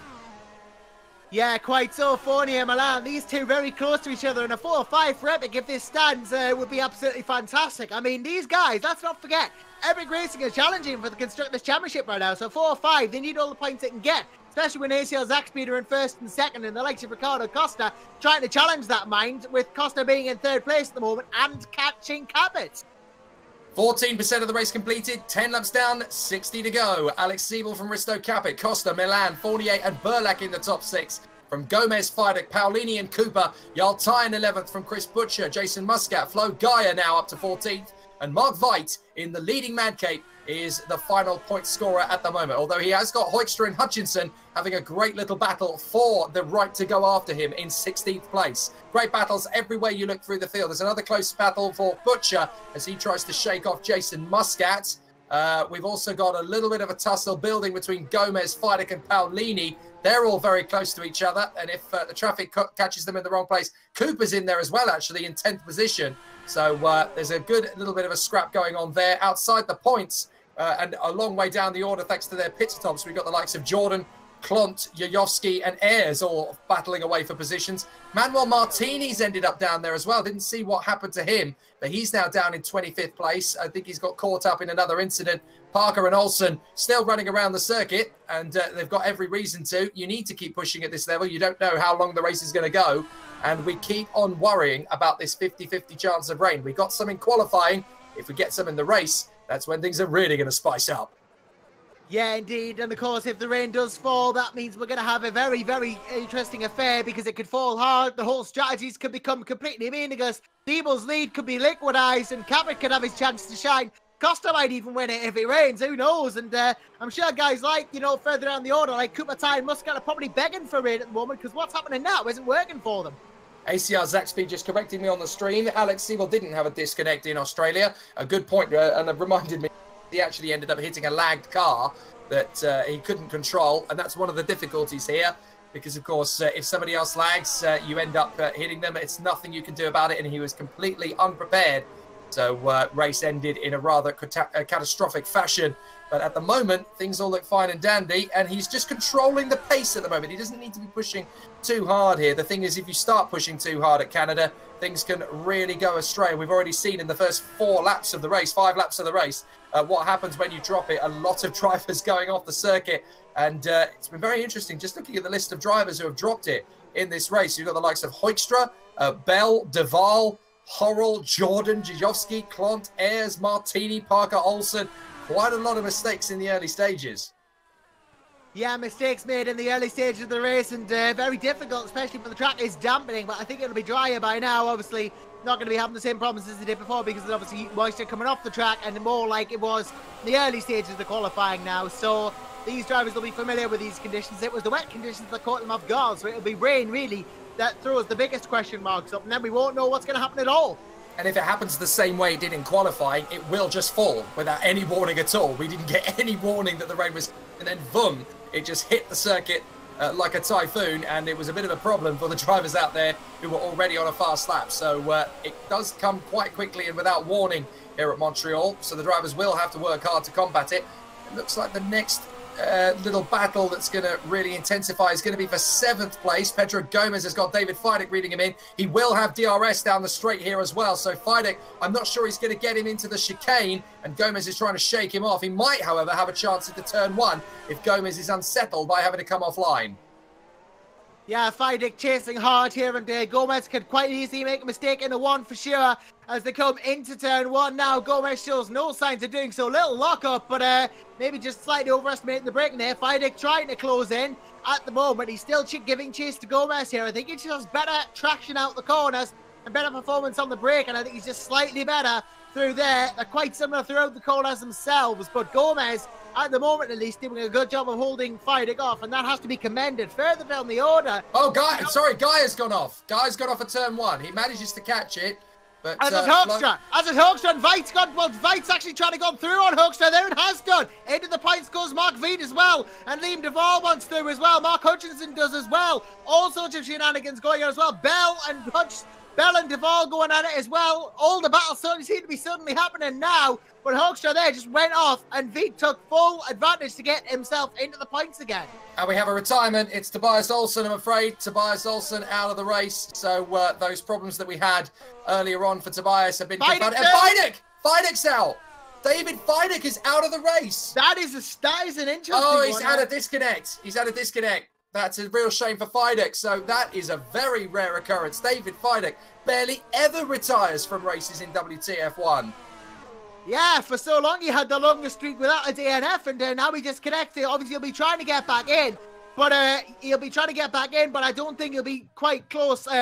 Rest of the field by then, and he might just elect not to come back if he's going to be too far behind. But I imagine he'll try and get to the end of the race, such as Feideck's way. But yeah, that is a bit of a disaster for him and a disaster for Nord team while it's at it as well, because Alex Cooper obviously down in 9th. Well, if he gets himself back into the race in the next 45 seconds, he should be able to continue on just in 26th position behind Tom Parker. But that opportunity is starting to fade away as Martini and Clont are having a terrific battle into the chicane. They bang wheels. Goodness me. And Clont has gone into the barriers on the Wall of Champions. Martini's come back on having overshot. These two are going to go out in big style. Yeah, these two are going to have a battle in their own right. It's Capit in now. Capit in, and that's it. That's strange, actually. Risto Capit being the car behind and yet getting the first option on the pits. That is a break from ACR policy, because I thought usually car in the lead gets first stop, but Capit comes in first this time, and he's staying on the ultra soft. Gomez is in the pits as well, but yes, Capit making the first pit stop for ACR Zaxpeed. Now, I wonder if that's a break from strategy. I wonder if Capit is actually struggling on those tyres, and they wanted to make a change earlier than normal. He's going to go side by side with Alex Cooper. He's definitely going to try and hold the position, and Cooper decides to yield. So Capit rejoins in P7 as Chris Butcher is in the pits. Botko Hoekstra is in the pit lane as well. Gomez, by the way, has rejoined in 10th behind Jarl Tyen. Yeah, no sign of fighting yet. I think maybe called it a day after that. No, he's come back. He has come back, but he's going to be 26th in the... Feideck's back in. Feideck's back in. He's only lost a lap. Sorry, Josh. He has only lost a lap. So in terms of being able to score points, I think Feideck might be able to salvage something. Yeah, still on. Perhaps if he chooses to rejoin. Obviously, rejoining now and technically not back in the race yet. Still has to exit the pits, which he's doing. So he is going to be back in it. I thought he might try and get it at the end. And he has done, so that's what Feideck's going to do. He's going to play this one out, and rightfully so. But Clont in the pits. He overshot his position in the pit there. He overshot. He's having all sorts of difficulties and now having to reverse in the pits. What is Menno Clont doing? I think he's trying to find his pit box. No, he's had to continue on through the pits, actually. I don't think maybe he didn't request the pit stop or something, but that's cost him time now. It's a real problem for Menno Clont, and that's unfortunately going to hold him up, and his chances of moving forward through the field have taken a bit of a hammer blow there. So Feideck has lost 2 laps in all of that. But yep, Gaia making his way into the pits. So Feideck has obviously got to play the long game in the hope that several drivers drop out of the race to make his way back through the field. But Flo Gaia is in.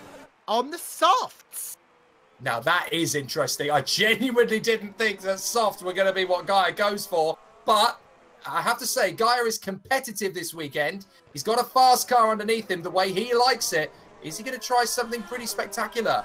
I think he's going to try and minimise stops now and stay on the soft tyres, because I saw him practicing on them before. So maybe he's just going to go for the softs and see if he can make them work. It's a bold strategy. Siebelin, given the slower tyres, but it's an interesting one.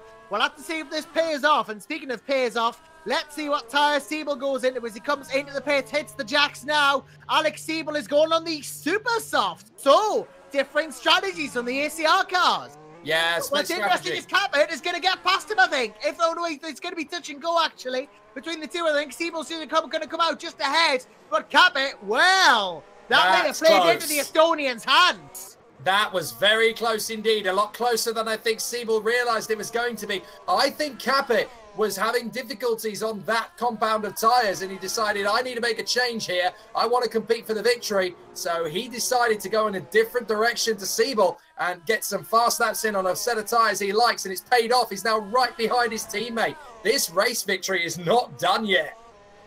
Indeed, it's just going to be a case of Capit making them last, though, and ultimately, if he's doing the same amount of laps that, well, Siebel was doing on those tyres, then that's fine. But obviously, if there were more worn, he's going to have problems. He's going to be making more stops. But it's going to be a question of whether that's going to be worth it in the long run. But either which way, at the moment, Ricardo Costa leading for Hawkeye. And Hawkeye in the comments saying they're going to take a screenshot of that because it's a historic moment as Milan in. Mark Veit has dropped it at the first chicane as well, dropped out of the points. It's a real shame for Madcape. He was looking pretty strong, and as the sole remaining Madcape in the race, he had now fallen out of the points. Borja Milan into the pit lane. Now, where's he going to get out? Oh, have we got a retirement? Yes, Meadow Clot has retired from the race. I thought as much after that debacle. Probably couldn't find his pit box, or didn't request the pit stop and then fell so far behind. Decided to call it a day. It's Cooper in as well, and all this going up to the Ultras as well. So Ultras and Suba seem to be the tyres that actually strike that, reverse it. He's on the soft. Okay, so Cooper's going long. Basically, he has decided to go in the same direction as Flo Gaia. So Cooper is going for a long stint here. And considering he's in 10th position, that's not actually that bad a bet. He's not far behind Fournier after the Frenchman has already made his pit stop. So not a bad way of going about it. Now, interestingly, Milan has come out of the pits from his pit stop, 17 seconds off the leader, Ricardo Costa. Jeff Fournier is 8 seconds behind Milan. That is a massive gap. Yeah, Milan obviously gone through at the start there. Obviously, it's paid off for him at the end because he's gotten there. As Costa in now to the pits, gets a bit of a squiggle on the braking actually. So really hitting the brakes hard, and the bias maybe a bit too far to the back there. But Burlak coming in as well. Siebel will regain the lead of the race then, most likely. But let's see what Costa and Burlak do. This is going to be interesting for their own little battle. Costa under the mediums. He's going long as well. Interesting choice as he comes out of the pits. Burlak almost impeded by the fact his pit box was later, but he goes for supers. So now, interesting for Costa as he's going to go out 4th or 5th. Is he going to beat Milan? That's going to be the big one. Yes, he does. He does. Beat Milan. He does beat Milan. That's critical for 3rd position in this race. So Costa has got out in front of Borja Milan. He's behind Dino Paolini, who has yet to pit in the Mesuric. So he's in 3rd place, but Costa is net 3rd place, and he has beaten Milan out of the pit box. So that is brilliant work from Ricardo Costa and the whole Hawkeye team. Entirely possible as well. He might be able to go 1 or 2 stops for the rest of this race if he's staying on those mediums for the rest of the race. Ricardo Costa is going long here. He really is. But will it pay off? That's the question. As, speaking of payoffs, look at the gap between Siebel and Cabot. Yeah, there's not much in it now, is there? Not much in it at all. Capit has suddenly started reeling in his teammate. We're getting some clarification from the Epic Racing team. Apparently in that Dennis Jordan spin at turn 2, despite getting into 3rd position, Jeff Fournier has picked up damage from that incident. I'm not at all surprised, actually, but he has picked up some damage from it, and that means basically that he's going to really struggle as Dino Paolini pits from 3rd, so he's still in contention for some big points today, but Siebel versus Capit is now the headline story. Yeah, Paolini goes for soft. It's not surprising. It still seems a lot of drivers pitting around this time have done, but yeah, headline story, Capit versus Siebel. Now, where is Siebel going to be vulnerable around the circuit? I don't know if there is a patch of the circuit where he's particularly weak. Capit seems to be closing the gap in the slower corners, given the mechanical grip increase on that car thanks to the softer rubber. But he's got to be careful not to burn the tyres out too quickly, otherwise he's going to be making more stops and possibly more of a deficit in his chances of winning this race overall. As I see, Jake, the clouds are starting to form over the circuit again. Oh, here we go. And we know how quickly the rain came last time in the qualifying session about 45 minutes ago. So let's see how it goes. It's going to be very interesting as Risto Capit and Alex Siebel clearly have no team orders at the moment. Risto Capit is reeling in Alex Siebel. He's only lost 1/10 of a second to him on the last lap. But if Siebel puts 1 foot wrong, Capit is straight in there for a good run. And he's got so much speed on Alex Siebel on DRS down the straights. He's a sitting duck as Borja Milan has had a bit of a battle now, closing up on Ricardo Costa. They are on different compounds, of course, so that makes sense. Milan deciding that the shorter stints is the answer. Costa's going for the long game. How much will Costa fight with Milan? Therein lies the question, because Borja must know, obviously, in all this, that Costa is on a different tyre compound. Maybe they're going to work together to try and get closer to Cabot. Maybe Costa's just going to maybe not fight it too hard, let Milan go through and do the hard work for him. Maybe they are going to go tooth and nail. We'll have to see, but at the moment, Milan obviously has more mechanical grip because of the softer tyres, but they are going to run out soon. They will pit before Costa does. I think Costa only going to have 1 more stop in this race, but Capit and Siebel as well. This is ebbing and flowing as it goes. Bell in the pit. I think Costa's got to be sensible here and just consider the possibility of sitting behind Milan for a little while to not exacerbate the life of the tyres. If he's playing the long game and he wants to save a pit stop over Costa, then he's got to think about it from the percentages point of view. He doesn't want to work the tyres, work the brakes too hard, and pushing in a battle with Milan. Yes, it could compromise Milan's race, but he's got to think about the long game here. He's got to play it patient. And if he can save an entire pit stop over Milan, that's really quite costly, an extra pit stop here at Canada, because it's not a long circuit. So you can lose a lot of time. As Fournier, I think, has lost the place to Gomez as Yaltayan finally pits in. Fournier having a bit of a battle now with Gomez as Milan tightens up with Costa. Fournier going for the move on the inside. That's not going to happen. Yeah, not happening, unfortunately. His tie-in goes on to the ultra softs again, so obviously choosing the softer strategy. Seems there's two schools of thought here in this race, harder tyres and softer tyres. Obviously going for more or less pit stops, depending on the softness of your tyre. Obviously, each different school of thought has its benefits, but to go back to this, a perfect illustration of this is this whole Milan-Costa battle. If Costa stays ahead of Milan, he's not going to get caught behind the Spaniard. If he gets caught behind him, he's going to get stuck in the dirty air, which is not going to help the tyre deck. So maybe it's better for him to stay in front. So Fournier is on the back of Pedro Gomez at this moment in time, and Costa is keeping it nicely paced to remain in front of Borja Milan. He seems to have good straight line speed. That is one of the great positives of this race. I've got to ask, why has Chris Butcher, his teammate, suddenly fallen off the pace? He was really strong in qualifying, top 6 speed from Chris Butcher, and yet in the race, ever since the start, I wondered, did he tag Dennis Jordan as he got damage as well? Because he has just consistently been tumbling down the order. I didn't see him in any incidents other than the start potentially. He didn't drop it. He hasn't gone off the road anywhere. But Chris Butcher has suddenly dropped to 17th place. Has he got damage that he's coping with? Possibly, but it's also entirely possible he's just struggling with keeping the tyres in check, because obviously it's all well being fast in quali, but doing the whole thing, keeping the tyres manageable in the race is a completely different story. And he might just be struggling with that a little bit, and that's why he's dropped places. Maybe had to go for a harder compound than anticipated, or maybe just had to make more pit stops.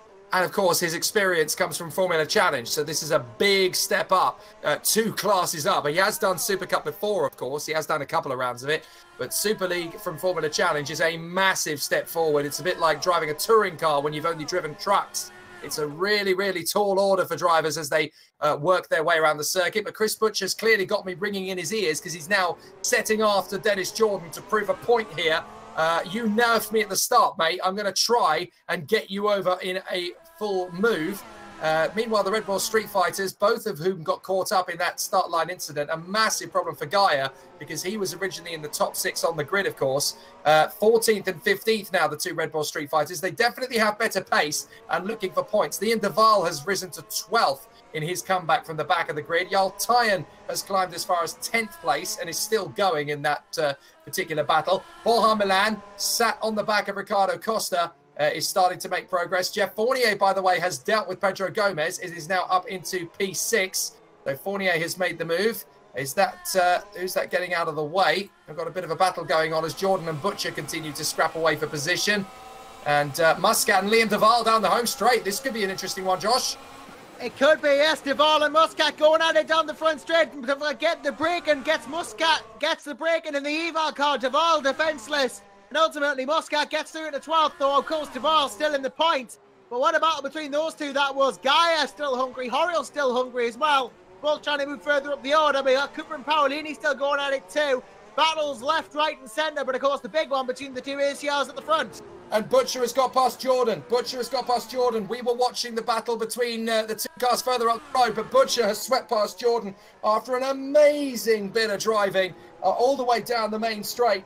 Got him onto the outside line at turn 1, just carried the grip and managed to hug the inside line for turn 2. Masterclass bit of driving there from Chris Butcher, and that does not look like a rookie driver in this particular championship class. He's done an amazing job there.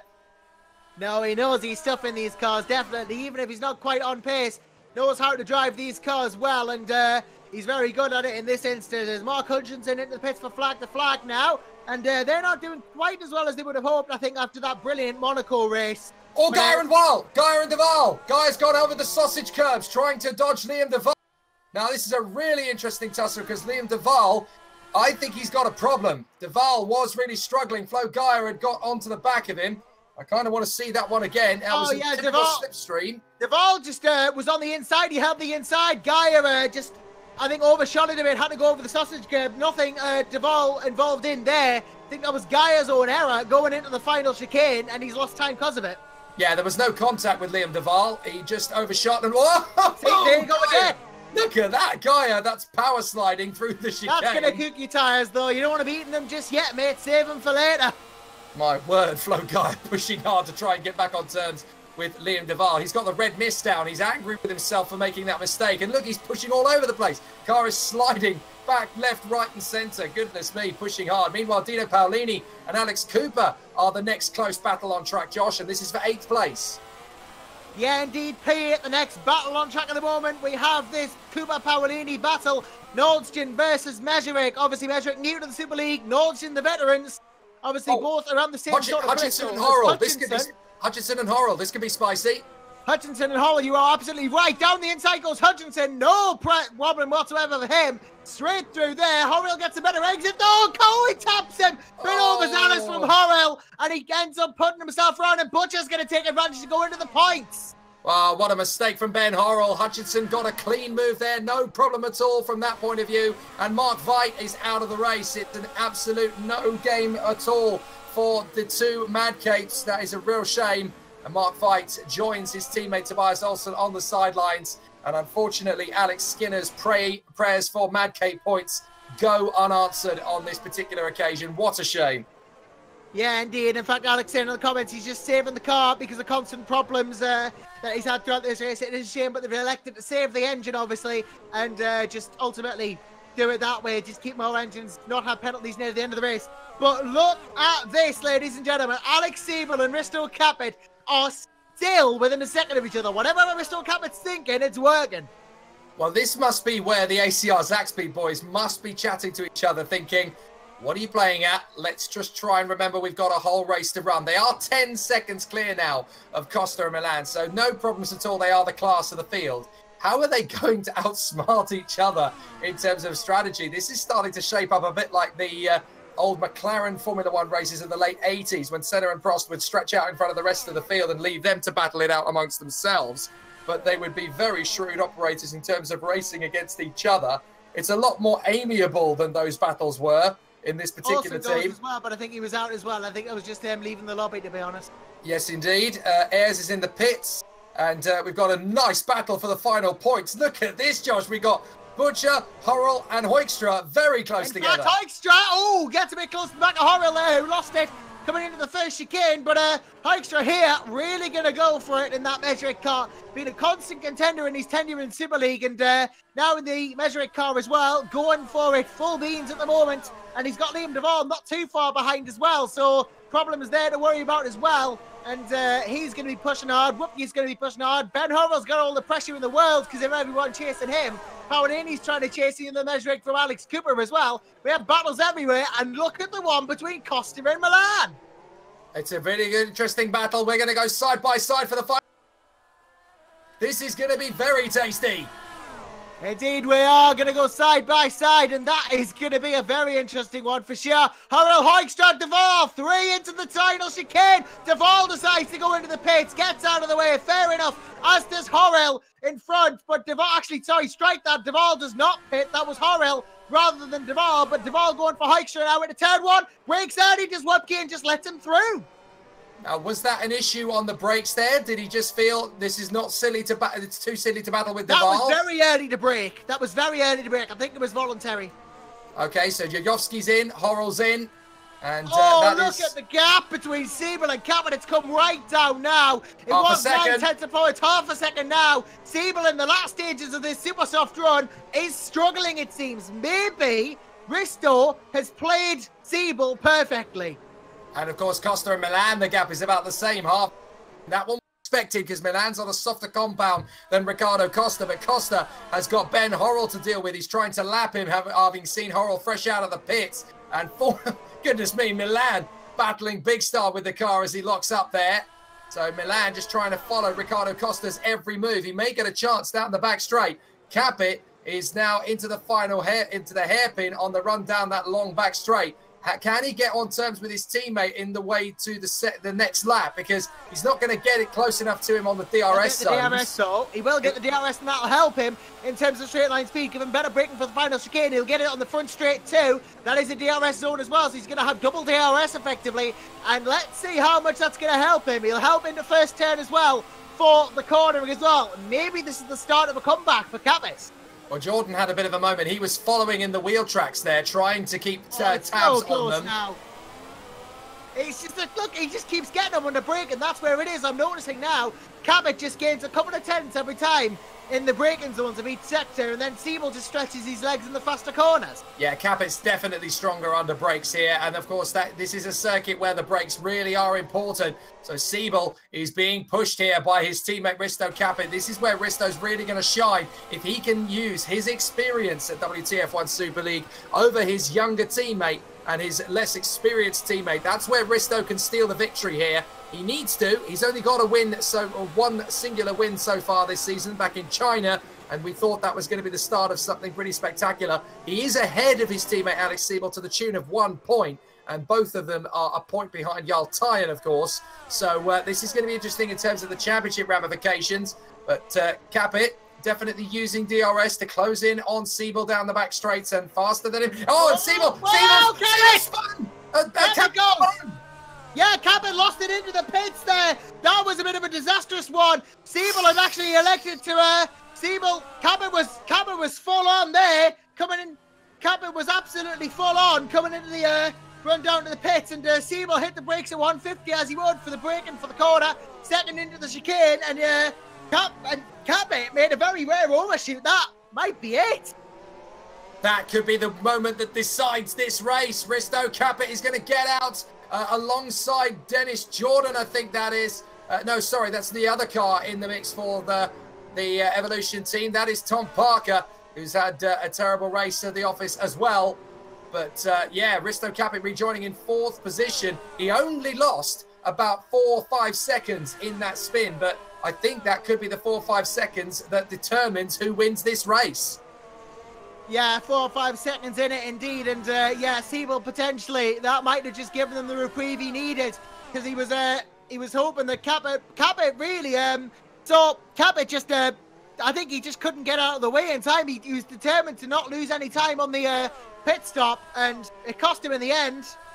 Siebel's not pitting, so Siebel continues on. Costa and Milan, they're going to continue battling away for this 2nd position down the back straight. And then it is Risto Capit, of course, in there in 4th position. So that's the way things currently stand. Peter Burlak in 5th from Fournier, Gomez, Paolini, Cooper and Jarl Tyen. That is your top 10. The last point scorers as it stands at the moment are Jason Muscat from Flo Geyer, Mark Hutchinson, Liam Duval and Chris Butcher. So that's how things currently are in the point scorers. A lot of drivers being lapped in the field as Manuel Martini leaves the pits. But that big spin from Risto Capit, my word, that was a big moment. Yeah, it's put him 16 seconds down in total now, and look, he did it before he got on the new tyres, otherwise he'd have flat spots to deal with the whole stint. But yeah, absolutely going for it is Risto now, and evidently he's got a point to prove. Well, Alex Siebel is leading the way now by 12.6. His teammate Risto Capit 16 seconds behind him. So effectively they're sort of losing about 12 seconds or so in the pit stops. So Siebel is not going to pit this lap either. He's staying out. Has to, I think. Well, he's trying to get the gap even bigger between himself and his teammate Capit, but Capit is lapping very quickly. He's just taken 0.4 of a second out of that gap in one sector. So Risto Capit is using the fresh tyres to his advantage here. He may be able to gain back a lot of this time he's lost with that spin. He's going to be one annoyed Estonian for that spin, that much is sure, and he's going to be pushing as hard as he can, try and gain the time back. He's just absolutely throwing the car into the corners. He's determined to get back up to Siebel. He's going for it. He wants to amend for his mistakes. And to be honest with you, Jake, I don't think 15 seconds is going to be enough for Siebel to come out ahead of Capit, even though the pit lane's quite short. Do you know what? Risto Capit losing it in the pit lane entry and then keep going. That's the GPVWC equivalent of Michael Schumacher's pit lane fire in Austria in 2003, if this keeps going. He had a pit lane fire and still won the race. Risto Capit, if he can save it from that spin, I mean, it didn't make much of a difference in terms of the car, did it? Because he was already replacing tyres. So it hasn't cost him anything in terms of on-track pushing. It's just a minor hiccup. But Capit, he's absolutely monstering the gap between himself and Alex Siebel. He's taken another second out of that gap. I think Capit's going to take the lead despite that spin into the pits. Well, he's determined to keep going, isn't he? I mean, obviously, problem is with that spin, but he's absolutely mauling the gap to him in Milan. If Vries going to be quite shocked at the rate at which those come back here, I think. And, well, it may cause problems for Siebel at this rate. May get out ahead. May get out ahead indeed. Well, there was a question on the stream from Kawayuri. No penalty speeding in the pits for Capit? No, of course there wouldn't be, because he spun before the pit limiter line. So I don't think that's going to be a big problem at all. He managed to get the car moving again, back up to speed and across the limiter line without speeding at all. I think this is perfectly legit for Risto Capit, who's now right on the back of Borja Milan and Ricardo Costa. Yeah, he is. That's how quick he's been. Obviously had that spin coming into the pits, changed tyres straight away, went under a fresh set of ultras, obviously spun before the pit. Actually, I think, yeah, he came in through, actually. He hit that. Actually, it's a fair point, actually. I think he may have, he was spinning come the pit entry. And he dropped a lot of speed coming into the pit entry. He was doing about 120 when he hit the section with the light as well. So I think it would have been removed either which way because he spun. Because you can't really penalise with someone spinning. But then should he have spun in the first place? I don't know. But he lost time for sure. And if there is a penalty, I'm sure he'll be asking for it to be removed right now as he goes down the inside of Milan into the final chicane. No questions asked except for this one by Milan who pits. Oh, that was so close. That was ridiculously close to banging wheels, but that's how it gets in WTF1. Capit now setting off after Ricardo Costa. The gap between himself and race leader and teammate Alex Siebel is now only 14-1. So Alex Siebel not looking particularly comfortable in the lead of this race anymore. But he's staying out for longer, so maybe in the long run it'll work if Capit has to make another stop. Obviously there is a problem here in that sense, but he's chasing Costa down. This is gonna distract him slightly as Siebel continues on.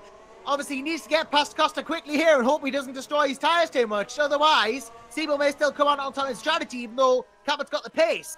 Now, Petros Christoforou asks on the stream, is Siebel trying one less stop?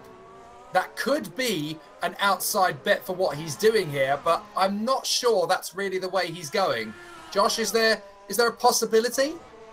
I think it's more Capit trying one more stop and staying on the soft rubber, rather than Siebel doing one less stop. But I think Capit's yet to use the super soft. That's the thing. Yeah, I think Capit would need to pit again unless there's rain. If there's rain... He hasn't used any wet compound yet, at least I don't think. He is coming in. This might be his penalty. Well, yes, Risto Capit... Yeah, speeding at the end of the day. Speeding at the end of the pit. Yes, okay, so he has been given a drive-through penalty then for speeding. Now... Oh, the stop go was actually removed. But he said to drive through anyway. That is interesting. So basically, according to what we've got on our screens here, the stop-go penalty was removed by the stewards, but Risto Capit has served it anyway. Now that is very controversial. That will certainly cost him a chance of the win. Well, it's sportsmanship either which way, serving a drive-through on his, decided to serve the drive-through. You can't self-serve a drive-through if you think you've done something wrong or you've made a move or cut the track. Sorry, Josh. Goodness me, I was watching the battle between Hutchinson and Gaia. Hutchinson had made a clean on flow Gaia, and Gaia had literally left it millimeters away from the back of Hutchinson's car, bailing into the pits. We've got a good battle stepping up as well, because Alex Cooper has been passed by Jarl Tyen, and now he's going into the back of Pedro Gomez. Siebel is in. Now, tyre choice is critical here, Josh. He will know that Capit has taken that drive-through penalty. This could be a race-winning moment. In fact, I'm just seeing from race control, actually, Chris Williamson, race director, Siebel on the ultras. I think he had to be honest, with the rate that Capit is going. In fact, Capit is not going to pass him. But, in fact, it wasn't actually a self-serve penalty, according to Avochronic Racing. Apparently, we were seeing it's reduced to a drive-through penalty rather than a full stop-and-go. I think because it was accidental because he spun on the way into the pits. And that was a contributory factor. But we're seeing it was reduced to a drive-through, but it wasn't a self-serve. Okay, so it wasn't a self-serve, so Siebel comes back into the pits and makes his pit stop and goes back out onto the circuit again, and the gap between Siebel and Capit is only 8 seconds. That's how fast Capit was going. Yeah, that is how fast Capit was going and how fast he still may be able to go. But obviously now Siebel on the same robot, Costa leading the race. This is going to be an interesting one, and Siebel's going to get past Costa too. And he's not going to make it easy for him. He's going to try and defend him, and he has done. Ricardo Costa. This is not good for Siebel. And remember as well, he's on the medium, so I don't think he'll be pitting for a while yet. That's very true. So Siebel really does need to get past as soon as it's humanly possible. He's got DRS though. Surely he'll get it done. Oh, in fact, I think he hit the brakes a bit early there, did Costa as well. So maybe just agreeing to let him go through. Well, Costa's not in this race for the victory, is he? He's in this race to win third place of a Borja Milan. So from that point of view, he's playing the long game. Burlak comes into the pits from 4th position. So I think Ricardo Costa has basically settled for 3rd position there. The only way he could have beaten Alex Siebel really was if there was a mistake of that kind. Jarl Tyen makes a pit stop as well. So Edge Esports are going to double stack the drivers, and that's perfectly done. Burlak, then Tyen, straight after another, perfectly legal and not even in consideration. Neither's going to lose time from that. No, both going for the Ultras as well. So Tyen on the Ultras, Burlak on the Ultras. Everybody's just going for the Ultras now. It's Ultra City at Edge Esports, but halfway through the race, still halfway to go, and anything could still happen weather-wise, and anything could still happen on track-wise as well. Obviously, second between Costa and Siebel after that overtake, but Capit can't be counted out just yet, even though he served that penalty. Well, Siebel and Capit are on the same tyre compound, of course. They're both purple rims on my stream, so Siebel and Capit now separated by 7-4, but Capit seems to like these tyres better than Alex Siebel.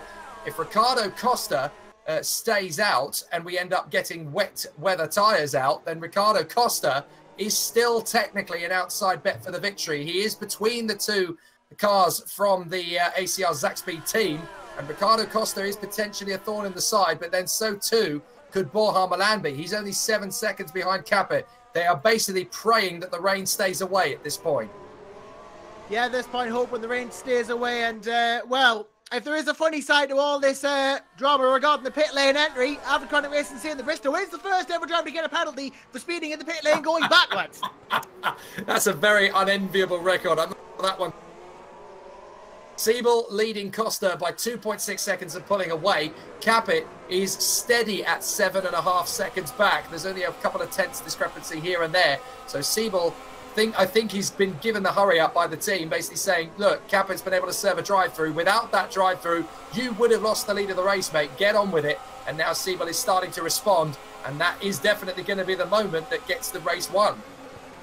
Yeah, indeed. And here's one for you, Jake. You'll like this. Our favourite David Fidek is just about to unlap himself on Ricardo Costa. No way. No way. He's just done it into the final chicane. David Fidek. I love watching Fidek, even when he's all the way down the order, when he's down and seemingly out of it. You can never, ever count him out. So if Fidek is lapping the way he's lapping, there is a genuine chance he's going to get into the points. I mean, well, we've still got plenty of drivers. Well, no, we've still got plenty of drivers to drop out of the race before that even happens. Jordan. He is 2 laps behind Jordan, so that would be a big ask. But if we get a lot of drivers dropping out of the race, then he does still have a chance of scoring points if he just keeps it going. Now, yeah, Paolini is in the pits and out again. Actually, he's gone into the super soft, so he's gone for the supers in all this, so that is a tyre change for him. Costa now 4 seconds back from the race leader Siebel. Capit in 3rd place from Milan. Cooper, Burlak, Gomez, Fournier, Paolini and Tyen in the top 10. Muscat, Hutchinson, Duval, Dennis Jordan and Chris Butcher are going to battle, and Flo Guy's in there as well. We want to stay with this for a while. This one could get very interesting indeed. It could do indeed. This whole Butcher excursion could get very interesting, and he's going to go side by side with Gaia into one here. Gaia gets him on the brake and has the mechanical grips thanks to the tyres. Butcher's inside line means nothing as he goes chop on the chopping block. Thank you, says Gaia, into 15th place. God, Butcher's got a bit of a nosebleed there, hasn't he? Chopped right across on the front wing and so close to Chris Butcher going off. Flo Gaia leaves nothing to the imagination in overtakes. This is the Flo Gaia we're used to seeing. We haven't really seen it in the first part of the season because the car has not been there in terms of pace or to his liking. Here today, okay, he got caught out in that first lap incident when Dennis Jordan spun, but now he's caught right up to Dennis Jordan and he wants revenge. Yeah, Jordan catching up here, wants revenge. I've got a question for you though, Jake. Do you like trains? We've got a 33 class of locomotive going on here with Peter Burlock in the 33 from Cooper, from Gomez, from Fournier, and this is all for 5th place. It's not a bad train, is it? 4 cars in the carriage, and we're going to get a really interesting battle if they can. Who is going on a very different strategy compared to these guys. Let's not forget that. And Gaia has got Jordan. Gaia has got Jordan down that back straight. Textbook overtaking move again. So Flo Gaia making up for the disappointment of ending up clattering into the side of Dennis Jordan at the start by overtaking him on pure pace. So Gaia very much on the ascendancy at the moment as he moves himself back into 14th place. But you're absolutely right. Peter Burlock could end up causing a bit of a roadblock for Cooper, Gomez and Fournier. Yeah, indeed, this could cause a bit of a problem here, and Fournier going to go for Gomez. Obviously, Gomez going for Cooper. Cooper trying to catch Burlock, who's just going to lap Horrell. The land ways ahead of them still, so it seems like Burlock's broken away, but Gomez down the inside of the final screen. Contact between the two. Cooper forced to the inside, and I don't think he's going to have to give that back since it was contact. But that's going to let Fournier through with the chance down the inside of 1, potentially. If he breaks late enough, elects not to, knows better.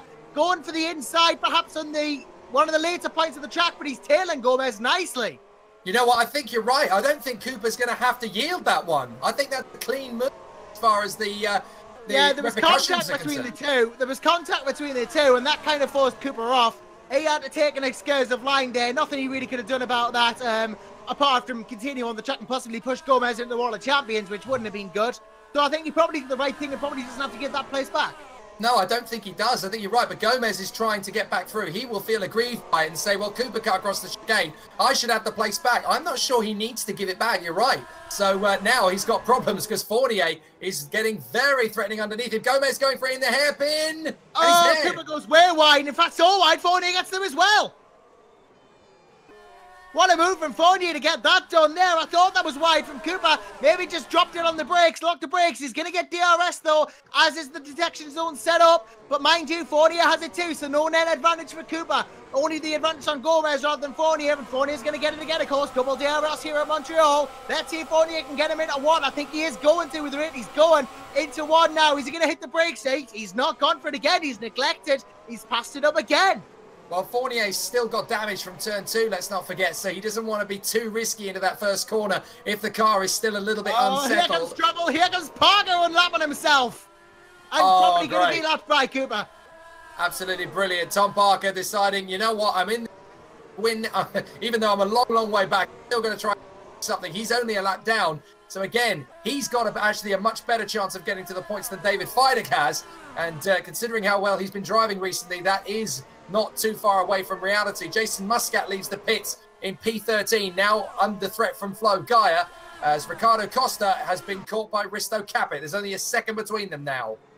Yeah, indeed. I think what Parker's doing is what Parker does in situations like this. Just break out the ultras and go fastest lap. He's got a ways to go, yeah, still a second, but he's certainly trying. You got to give him that. Risto Capit, though, going for Costa now, as you rightly say. Tyre compound differing between the two of them. Mediums for Costa. He's still on them. You are not seeing things. And Risto Capit on the ultras as well. I thought there may only be 1 stop for Costa, and it may be right.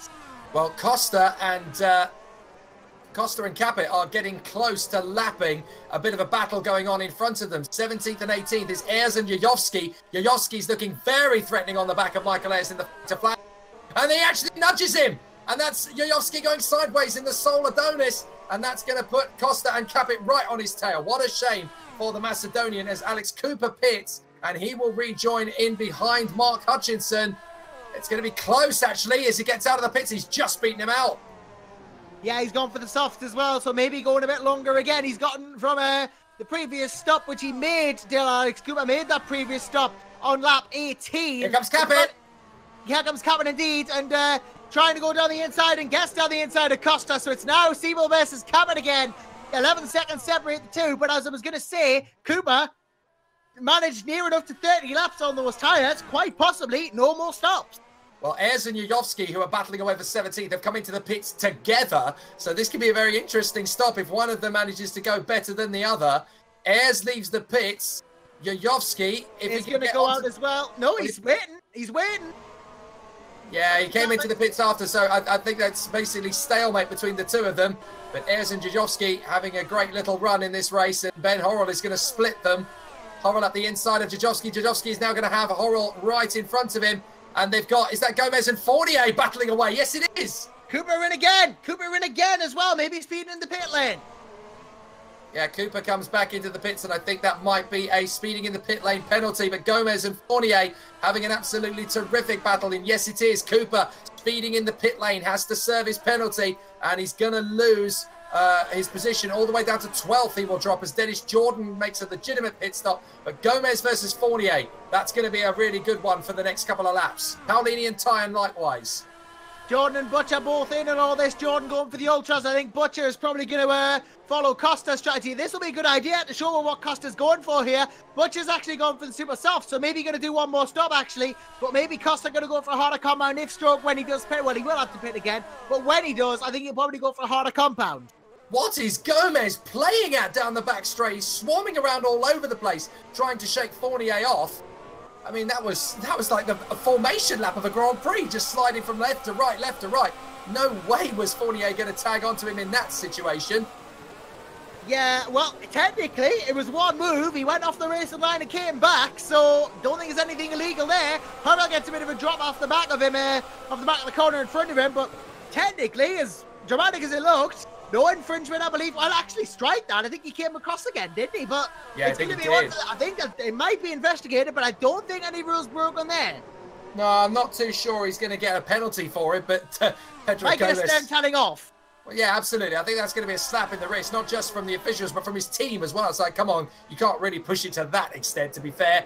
And Jajovski in there behind Ben Horrell being lapped, and that's going to put Jajovski right into the back of Ben Horrell. But Tom Parker's going to have a go at him. Brilliant racing, even outside the points, as Parker now makes a lunge for Jajovski. Costa in. Costa is in the pits from second place. Now, this is surely his only pit stop. I would imagine he's going to the end. If he goes softs or mediums, anything softer, and it'll be one more stop. And he's gone for the... Oh, he's followed his teammates. Supers. He'll have one more stop. Right, that's interesting. So we're going to see some fast lap times this time from Costa, as Fournier has made the move on Gomez down the back straight. He's finally got him. So Fournier up into P6, Gomez into 7th, and Costa will rejoin in P5 ahead of them. Yeah, indeed. Gap between Cabot and Siebel, by the way, seems to be keeping a steady 11 seconds. It seems like Siebel's warmed to the ultras now. Cabot's strategy has not gone as well as he wanted to because Siebel's followed him and followed his pace. Right, now that Fournier's got past Gomez, the next battle on the circuit is probably going to be between Dino Paolini and Jarl Tyan, as the Norwegian who won at Monaco 2 weeks ago is now battling away behind Dino Paolini in the Measure-It car, and that is for P8.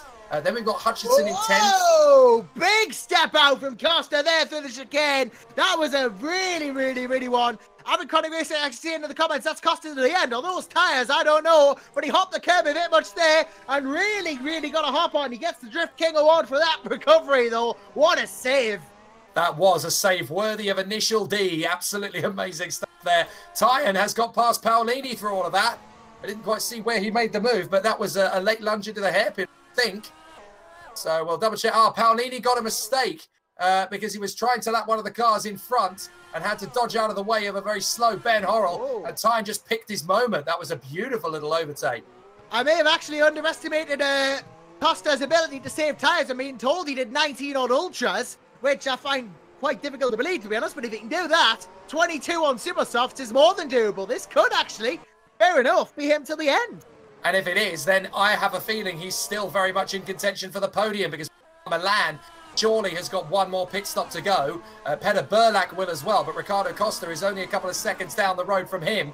So Peter Burlak, I think, is only really in the hunt for 5th position. He could beat Fournier in a straight fight if things go his way, but I think Burlak is really looking at a net 6th place here.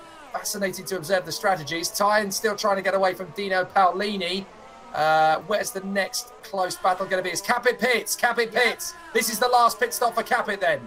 He will probably go supers in this sense if this is going to be his last stop. Soft to the push if he's really not confident, though I expect we'll be seeing red rubber go on that ACR Zach speed. And I'm right, it is supers for Risto. Final stop for him.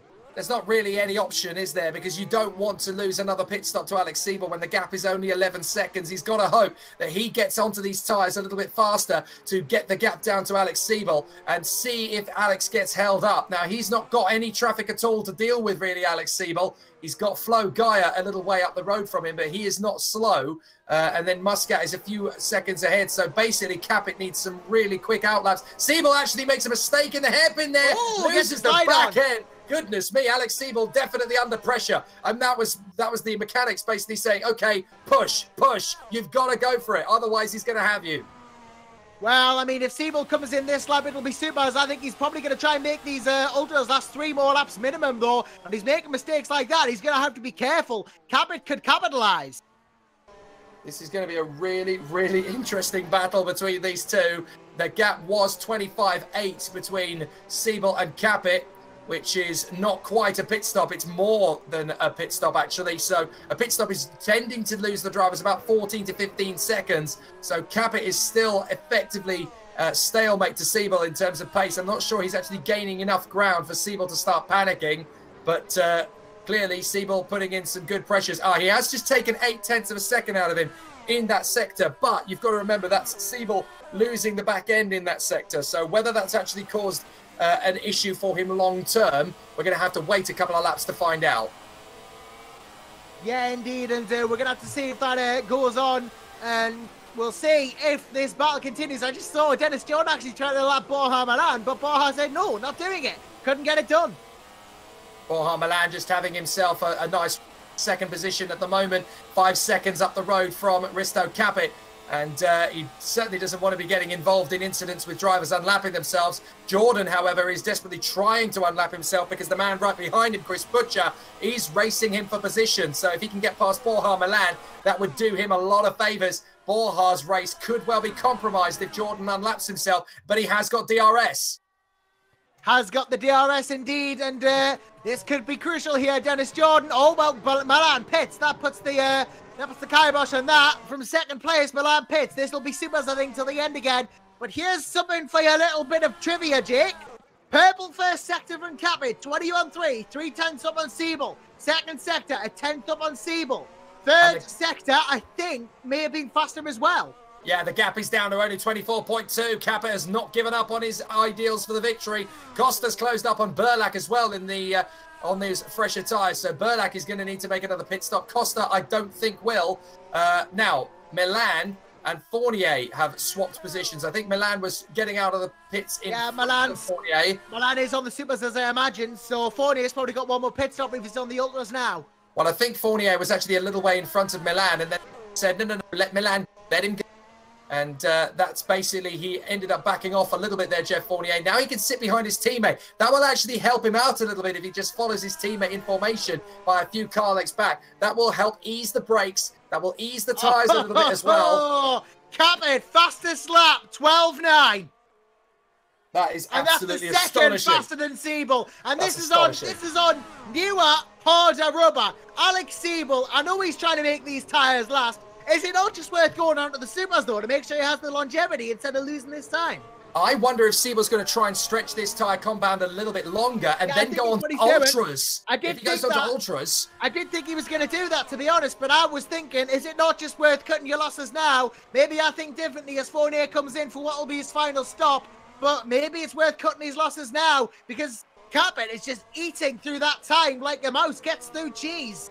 Yeah, it's a very tricky decision to make now for Alex Siebel. Do you pit and try and cut off Risto Capit and get out in front of him with Capit in the lightning?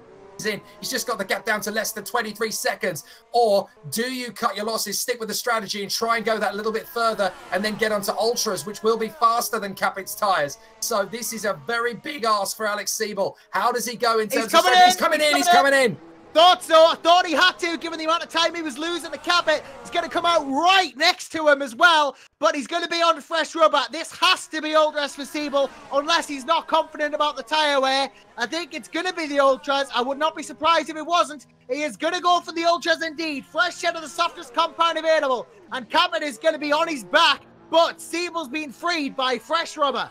I think Siebel's going to do this. No problem at all down the back straight, down the main straight. Siebel gets out a few seconds clear, 8 seconds ahead of Risto Capit. Now, the question is on the Ultras. He's got to be careful because they are a faster compound than Capit, but they are on different tyres. Capit can push for longer. Siebel will have to protect his because they are a faster compound, but they won't last as long. So Capit has obviously got a lot to do here to get those 8 seconds down to Siebel, who will be protecting those Ultra Softs. We remember as well, Siebel's strategies don't always pay dividends. Maybe in the comments, says Dead Juice, this is another Siebel strategy that might not pay out. And you know what? You might be right. The gap's 6.6 now. Oh my goodness, Capit is absolutely on the lock stops, pushing like crazy. He can with these tyres though. He can make them last. Siebel's going to really struggle to make the Ultra Softs go the distance. And Capit, only a 10th up in that second sector. Well, Siebel's got to push a little bit. He's just got to try and exacerbate the life of the tyres a little bit longer. Meanwhile, behind this, we've got Ricardo chasing down Burlak with DRS. Yeah, indeed, Burlak being chased with the DRS here as well. Penner is doing a decent job here to defend for the 3rd place, but Costa Burlak pits, actually. There you go, final stop onto the Ultras, I believe. Costa's going to go back up into 3rd, and short of Burlak catching the back up, podium still on for Ricardo. Right, the next battle on track then is going to be between the point scorers at the bottom end of the table. We've got Liam Duval, Florian Geyer and Sanson having an absolutely supreme squabble at the moment. We've got Burlak, Tyan and Paolini all in together. So double stacking and Edge Esports then for the Burlak and Tyan combo. But Duval, Geyer and Hutchinson, that is the next close battle. Response from Siebel, fastest sector 1 by 3/10 over Capit. So basically, he's now hoping that he's got enough longevity in these Ultras to go the distance. What this is Rostrom Hospital, because he's gone fastest sector 2 as well. He's thrashing the tyres and hoping the last 18 laps. I can't see the Ultra Softs going a full 80. Oh! They actually came together down the back. Now, I want to see what happened there. Just watching back again to have a look at it. It was Hutchinson getting a good run on Geyer. And he just moved across. Oh, now that was Geyer moving to cover Hutchinson. Hutchinson had nowhere to go but onto the grass, and they ended up tagging. Now, was that an illegal move from Flo Geyer? I'll go back and investigate. I want to see this for myself, like Florian Geyer in amongst all this. Yeah, he was on the outside of the corner. Hutchinson went to the outside. Geyer was already moving, and contact between the two. Well, Geyer, I think, well, he came across when Hutchinson was that. I don't think that's going to be looked kindly upon. Both lost out, but I feel like Geyer kind of squeezed him a bit there as Jajovski gets his top goal removed, though that will, of course, by proxy be reviewed. Though Siebel is stretching the gap. Jajovski's just had to reverse in the pit lane, so a big problem there for Jajovski as Tom Parker leaves the pits, and that's going to be for position. He's going to get past Jajovski, a big mistake for the Macedonian. 12-3 for Siebel, new fastest lap. He has got to be pushing those tyres as hard as possible. Yeah, he may as well just continue to go like stick now. He's obviously got a good rhythm. It works for him. Siebel is good when the tyres are worn, actually, so he can start to build up that gap. I think I'm going to echo what has been said by Lazaros Philippakos. He says, Siebel got it easy. I'm not saying it's easy, but he definitely seems to have the measure of it at the moment. He needed to make that stop early to get good rhythm into these tyres, and I'm not sure Risto Capit's going to have a candle to him after all. Even with the clouds looming over the track, Jake. If well, rain, that's the other factor, isn't it? Literally now, if it happens literally now, Capit still has a chance.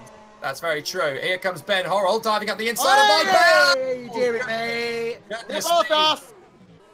Well, I hate to say, Ben Horrell doesn't normally make mistakes like that, but that was a little bit hectic for Ben Horrell, and I want to see that one back, actually, so I'm going to have a look at it myself. It was a dive bomb, I think, a bit of a dive bomb from Horrell on Bell. Had to do something. Bell turned in, didn't expect Horrell to be there. Bell went away as the back dropped it. Yeah. And Mike Bell now, as a result of that, has really lost time, I think. Bit too overzealous from Ben Horrell, but yeah, had to do something. Well, it's a shame because Horrell had him lined up, but the thing is, he suddenly realised as he went for the move that it wasn't going to happen. He locked up on the brakes big time. This isn't going to happen, is it? Yep. And unfortunately, he just drifted into the side of Mike Bell. And I think Eval are definitely going to put one in for Ben Horrell on that one. Possibly, and that'll be decided, obviously, by the DC as Dennis Jordan comes into the pits. But just to keep an eye on the Siebel Capit situation, Right now, Alex Siebel is poles apart in terms of pace. Captain is not holding a candle to him right now with the harder rubber. But my concern is whether he'll be able to keep the tyres lasting. I mean, if he gains about 12 seconds in 2 laps left to go, then you'll have no problems. But, you know, it's possible if Capit can close in if Siebel's tyres go too early. How much of this race is going to be decided by just how hungry Alex Siebel is to get away from Risto Capit? In fact, we have a certain Rudy Van Buren echoing the comments of Deji, saying if Siebel pushes too much, Capit can close in. And if Rudy Van Buren says it, well... Well, the thing is, he spent an entire season last year as teammates to Risto Capit. He knows what he's capable of. So Risto Capit may be playing the long game, but he's definitely not out of it. The gap is 9 seconds. So Siebel's got to know that he's got these tyres that can go to the end of the race. But let's be fair, 12 laps of the Circuit Gilles Villeneuve is a long time. And you've got a long, long pair of straights on the backside of the circuit. Some very tricky, twisty sections of the course. 3 very, very intense chicanes. But this is going to be very, very interesting. 5 intense chicanes, actually. So this is one of those circuits where you've got to know that you've got the pace to keep that sort of speed going all the way to the death on these tyres. If he pushes too hard, then this is definitely looking a little bit shaky for Siebel out front. Yeah, indeed. It is going to be a tricky one for Alex Siebel. And, well, time will tell if it's paid off, because 12 laps is still a long time. I mean, there's confidence from somebody to be able to do it. No confidence from others. Ultimately, we'll see whether he's right or not. But at the moment, at least, it's too close to call. Well, Jarl Tyen is looking at 7th position at the moment, trying to gain ground on Pedro Gomez. I don't think he's going to have the time to close up on Jeff Fournier for the top 6, but he's definitely looking handy on to Pedro Gomez. Well, actually, having said that, he has got 12 laps. So if Fournier is not able to run at the same sort of pace as Tyen, he will just about get to the top 6. But Fournier wants to bring 2 epics in the top 6, because we haven't just got the Drivers' Championship to focus on. We've also got the Constructors' Championship, and Edge Esports currently leading the Constructors' Championship. I believe. No, sorry, ACR Zaxby leading the Constructors' Championship from Edge Esports. But Epic really wanted to chip away at that team's standings if they could possibly get there. So Fournier wanted to take some points off Jarl Tyen, but Tyen looking like the faster of the 2 at the moment. Yeah, at the moment, JT looking a bit faster, but we'll obviously have to get through as well, and that in itself is a bit of a challenge. Going to have a run on Gomez, you feel, into the final chicane. We'll have the DRS, of course, by virtue of being within a second of Pedro Gomez. And, well, he's not going to catch him, though, that's the thing. I think he was topping out, actually, there, coming into the chicane. So Gomez has longer gearing. So now this is going to be an interesting close to the race, as again Siebel opens up a little bit of a gap over Risto Capit. It's now 9.7 seconds as Siebel continues to have this great rhythmic pace. Capit's still pushing like crazy, and he can afford to push harder. He's only losing about 1/10 of a second per sector at the moment, so this is good tyre life from Risto Capit. He's working the car hard, not losing too much to Siebel, and it looks to me as though Siebel is still wherever he can be on maximum attack. So Siebel and Capit able to match each other for pace on different compounds. This race could still come to the Estonian. It could do, theoretically, if he can manage to keep Siebel in check by virtue of Siebel's tyres going off. I think on pace, there's no way he can win now. He's got to hope that Siebel's pushing too hard, either makes a mistake or his tyres go off. He's got to wish for one of those 2 things to happen now if he wants any chance of winning this race. Otherwise, I think it is Siebel's to take. But as we say, 10 to go, and anything can happen in 10 laps. Here comes Jarl Tyen. He's got DRS on the back of Gomez, who again is trying very, very hard indeed to make sure that Tyen can't get through. Tyen is closed right up on him. A bit of a wiggle on the brakes into the chicane. Jarl Tyen gets the car stopped, but I think this is where the next battle is going to come from. Gomez versus Tyen. Yeah, tries to shove it around the outside, which comes the inside, which comes the outside again. Tyen looking for the optimum line. Gomez denying him, went for the move, but it was 403 forbidden for Tyen, and the program going very much in Gomez's favour right now. Is Gomez going to be able to hold Jarl Tyen at bay? Not if the Norwegian has anything to say about it. I thought for a moment there he was going to Ben Hor out through the chicane. He may get a chance now into the right-hander for the next chicane. Here comes Tyen on the run. Pedro Gomez again holding that inside line like crazy. That is going to compromise him in the braking zone. Jarl Tyen locking up. He's hoping for an opportunity to undercut. I think he may get him into the final chicane, Josh. may have a crack into the final chicane for sure, but he needs a good run out the hairpin for that. Gomez determined to make sure he doesn't get it, keeping the inside there. Tyan has got a decent run, actually. May have a crack into the final chicane. Remember, he'll have the DRS too. So here he comes down that back straight. Is Tyan going to line up Gomez? Gomez going to protect to that inside line. Here he comes for the... He's not going to make the move. Oh, no! Oh, he overshot that. Oh. No, overshot that, and he's forced Gomez to the inside. That was a bit of a... Well, he had to do something, I guess, from where he was. Yep, Gomez hit the brakes at 100.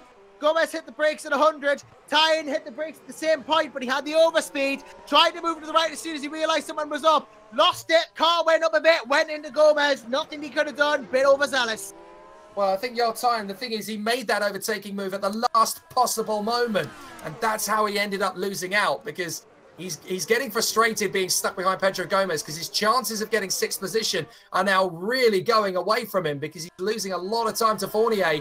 He wants the top 6, but he's getting frustrated behind Gomez. But he left it till the last possible minute to make that move, because he knew that there was a good chance he was going to ram into the back of Gomez. It turned out at the end of it all, he rammed into the side of him, just losing it under braking. Now he's going to have a late lunge into the hairpin.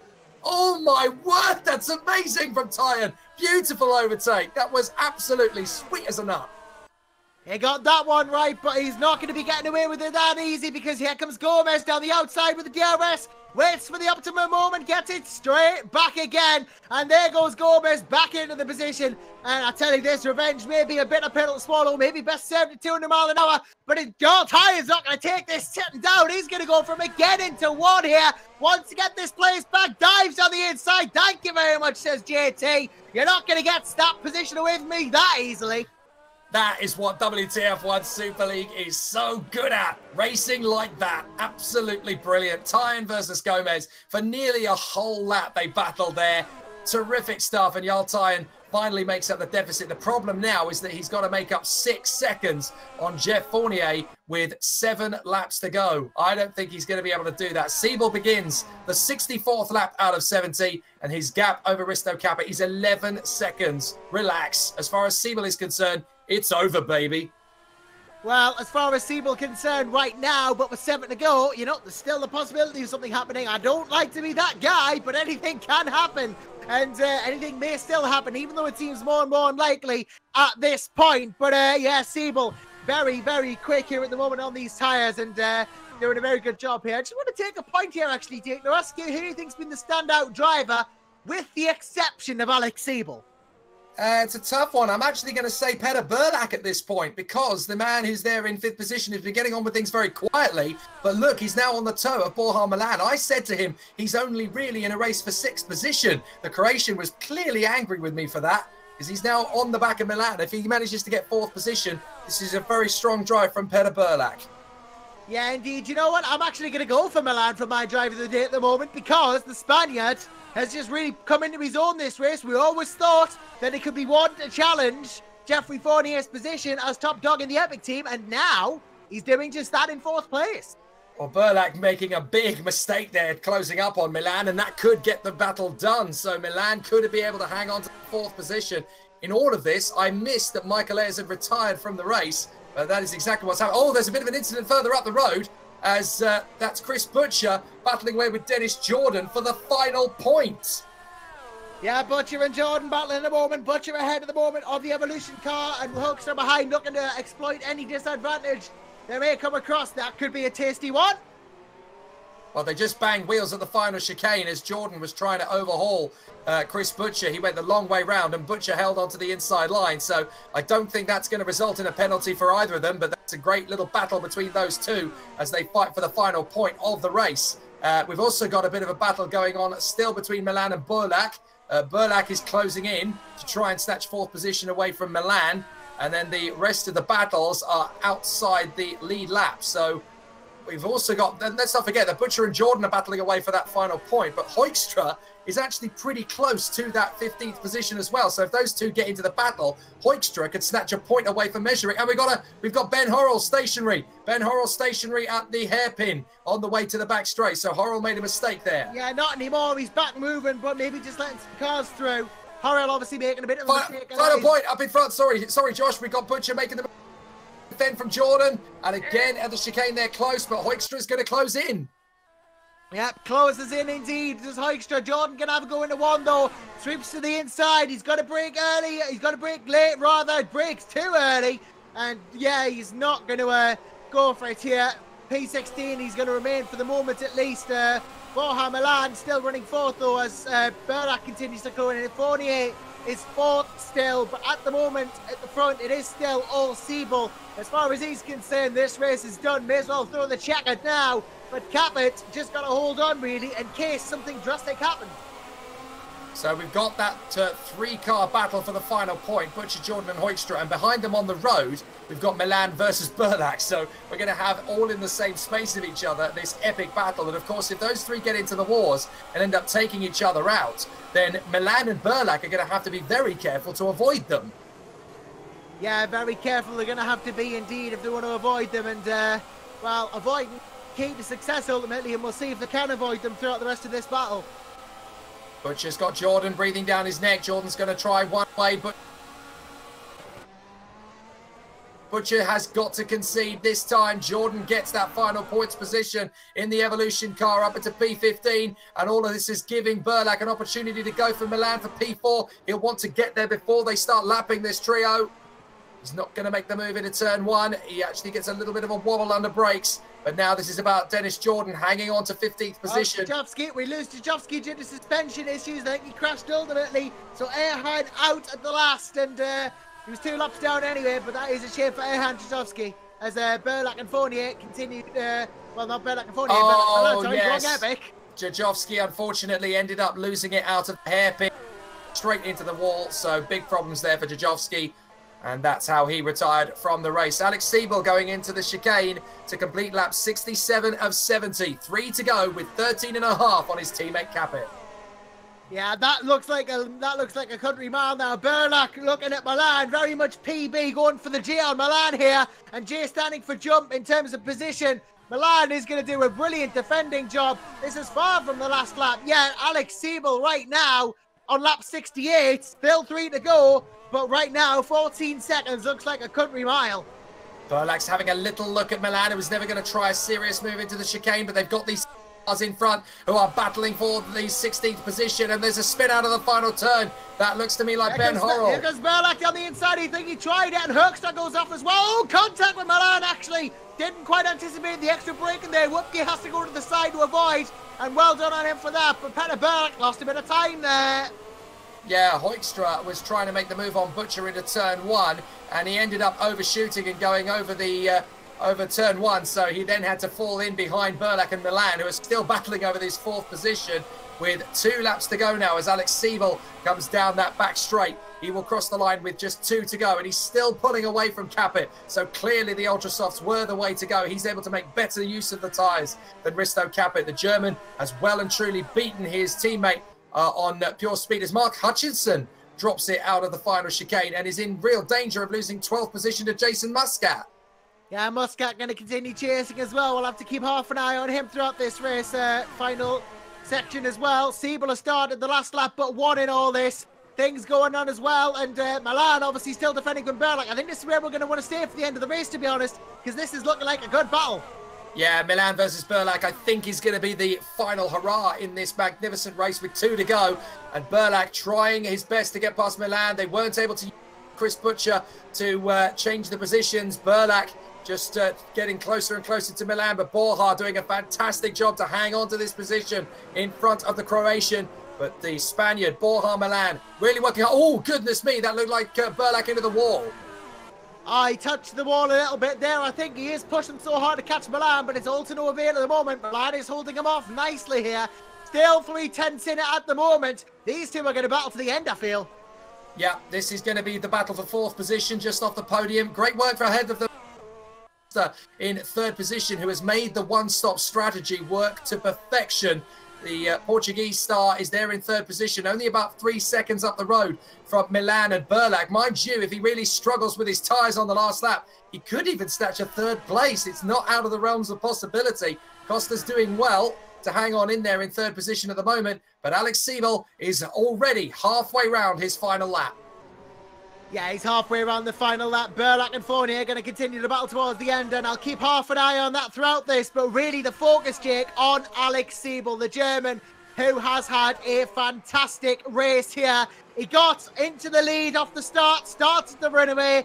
Risto Capital would not let him go. The pit stops happened, and apparently we have rain coming, but just a little bit too late, because you're down right, it's a little too late. Races are at the end, but as we were saying, Capit caught him, tried to race him, was on the softer compound and almost had him, but it was Alex Siebel who really made the tyres work, and as soon as he came into those ultras, it was always going to go the Germans' way, and we find ourselves watching Alex Siebel now as he comes into the final chicane, and not for the first time this season, he's going to be a very happy German as he will claim victory at the Canadian Grand Prix for Alex Siebel. We're still Capit looking to come home second, but beaten by his teammate once again. But all focus now, Jake, is going to come to the Milan-Burlack battle. Yes, they're going to go down the back straight. Capit in second place. Ricardo on for third position, but Burlack has got to make this for him. He is going to go side by side, but be a drag race down the braking zone. Costa's only just going to get third position. Burlack gets in front, and I think that's it. I think he's done it. He's going to DRS at the last corner. It is third position for Ricardo Costa, fourth for Peter Burlack. What a drive from the Croatian. Milan rises to the plate for fifth place. 48 is sixth. Tyan is seventh position from Pedro Gomez, who will finish there in the points in a fine form, although Dino Paolini is trying to snatch it off him. The final few points positions have come across the line. It's Hutchinson from Muscat, Gaia and Jordan. Points for them, but it is going to be Gomez in eighth position in front of Dino Paolini. Oh, there's a bit of a moment there at the finish line. I'm fairly sure that post-lap shenanigans over the finish line are penalised, so they've got to be careful about that. Alex Cooper in P10. So Alex Cooper will come home for 10th place. Oh, Liam Duval tripping over the chicane at the last, but Cooper and Duval get points. Disappointments from both of them, but considering Duval had a back of the grid, 11th position wasn't too bad, although you've got to look at Jarl Tyan, who started dead last, and he climbed his way up into 7th position as Alex Siebel is doing the donuts in fantastic fashion. His third win of the season, and that puts him into the lead of the Drivers' Championship, Josh, for the first time this year. And that's going to mean something for Alex Siebel for certain. He's going to enjoy that. He's going to enjoy finally clearing Capit after so long of not doing so. But hey, hats off to him. I think in the end, you know, that's what he needed. But, you know, once again, let's not forget Ricardo Costa with a brilliant podium here. Car number 3 finishes in third, and both Epics 5 and 6. That's very good. Don't knock it. A podium for Costa on a one-stop strategy. Well, that is incredible. Not necessarily a one-stop. It was technically it was a two-stop. Well, I suppose, yeah. But you know, he made those tires last long before. Yeah, very good point from Ricardo Costa. Worked a brilliant strategy there. Peter Burlack about 2 laps away from claiming the podium himself there. An absolutely superb performance and a great display. And, well, that really was something pretty special, to be fair, and a great drive from Alex Siebel out in front. We were wondering, is it going to work for him? Is he going to get that particular battle? Is it going to work for him? We weren't sure. But yes, he knew exactly how to get the job done. Absolutely fantastic job. I hate to leave you early, Josh, but unfortunately, having been commentating with you yesterday for the Super 1 British Esports Championship, I'm actually now heading off to Larkhall in Scotland, and I have to do it now. Otherwise, I'm not going to get there in time for the first practice tomorrow. So I'm actually going to bail at this point. I do apologise to everybody, but I'll leave you in the capable hands of Josh Anderson, who's had an absolutely cracking week here on the simulators, and I know that he will have all of the best action from the drivers to say. So I'll leave you with the final interviews. A very good evening to you all. Thank you for joining us for the Canadian Grand Prix. Do stick around, of course, for the post-driver interviews. Josh, it's all yours, buddy. Have a good night. Yeah, thank you very much, Jake. And, well, capable's a strong word, I'll tell you that. But, well, we'll see exactly how I get on. Well, let's bring the first person in for video, in fact. And it is our favourite David Feidig. David, welcome to the broadcast. And, well, problems for you mid-race with a bit of a disconnect, but that's going to hurt, I guess, ultimately, you know, being up the order and then disconnecting. Yep. Really, really want a swear word off at the minute. Quality I messed up, but I knew the race pace was really good. And looking at wherever's finished now and the pace I had, I honestly think, I'm not just saying it because I had a disconnect, but I really think I could have got a podium P4, which would have been my best result of the year. But, you know, as I joined in mid-race, or lap 25, 26, I can't remember. And I came out of the pits when I rejoined around Alex and Risto, and I finished there. So just shows that the pace was there. The last 75% of the race fighting with them. I would, you know, the pace was just crazy good, but I can't catch a break, man. This is just one of those seasons, and it's the first time I finished a race outside the points as well, which has really done my head in. Yeah, of course, that obviously going to hurt as well, you know, not scoring any points when a race finish. And yeah, you know, obviously you did well though in the end, ultimately coming back and actually unlocking yourself on some of the race leaders. So it's not bad. Yeah, I didn't want to give up. You know, that's not in my mindset. I have to keep pushing no matter what the situation. I rejoined the race 2 laps down on Mike Bell, and I finished it 40 seconds behind him. So yeah, I couldn't have done no more. But yeah, so I'm done in, man. I want to know where this like genie is in the bottle because I need to find him. Yeah, you just needed me to take the team over and sprinkle some of my Geordie charm on it. I think get the pink in again, but hey, dear me, well, that's probably never going to happen in its own right. But yeah, thanks for joining us, David. Pleasure to have you with us once again. And unfortunate about the disconnect, but yeah, nice job. Cheers, Josh. Thank you. Right, I reckon it is time to bring a certain German into the chat for the first time in a long time, actually. And, well, we can now bring a certain Florian Gaia into proceedings here, or at least I hope we can. In fact, we have done. Hello, Florian. Great to have you with us. And, well, a decent race in the end for you? Hello. No. Hello, indeed. Yes, back in the commentary box. Welcome. Yeah, thanks for that. Yeah, where do I start? I don't know. Quali felt all right. Made quite a few mistakes on my lap and still got P7 or something. So I guess single lap pace was there. Could have been P3. I guess 14.5. No, what was it? 11.5 it was. Could have been on the cards, so well, 11.6 for quali. But yeah, I think P7 and P8 was okay on the grid, and yeah, I threw the weight on one. I snapped the brake and was last. So that was a good start to the race. Then I saw a lot of cars sideways, and you know, it took a lot of control in turn 2. And they rejoin like there is nobody and drive straight into my car, and I have lots of damage. Yeah, overall, I think some people I raced wheel to wheel with, they need to take a chill pill because it's really over the line. Sometimes they just don't give a damn where you are and risk everything for nearly nothing. I mean, if you fight for the win like that, okay, on the last lap or something, but it's lap 30 and they push you on the grass, and I don't know what the hell is this. And otherwise, yeah, the damage cost me quite a bit. I'm pretty angry at myself because I know I had good pace today, and it's about time we get this thing rolling for our team, because the standings do not reflect our abilities at the moment. We're much better than this, and not last or second last team. You know, it's some bullshit. Other than that, no, come on, man. It's one way to put it, isn't it? Yeah. Yeah. Other than that, I know the pace is there, so I just keep working hard. Gotta keep working hard, and somewhere the curse has to be broken, I think.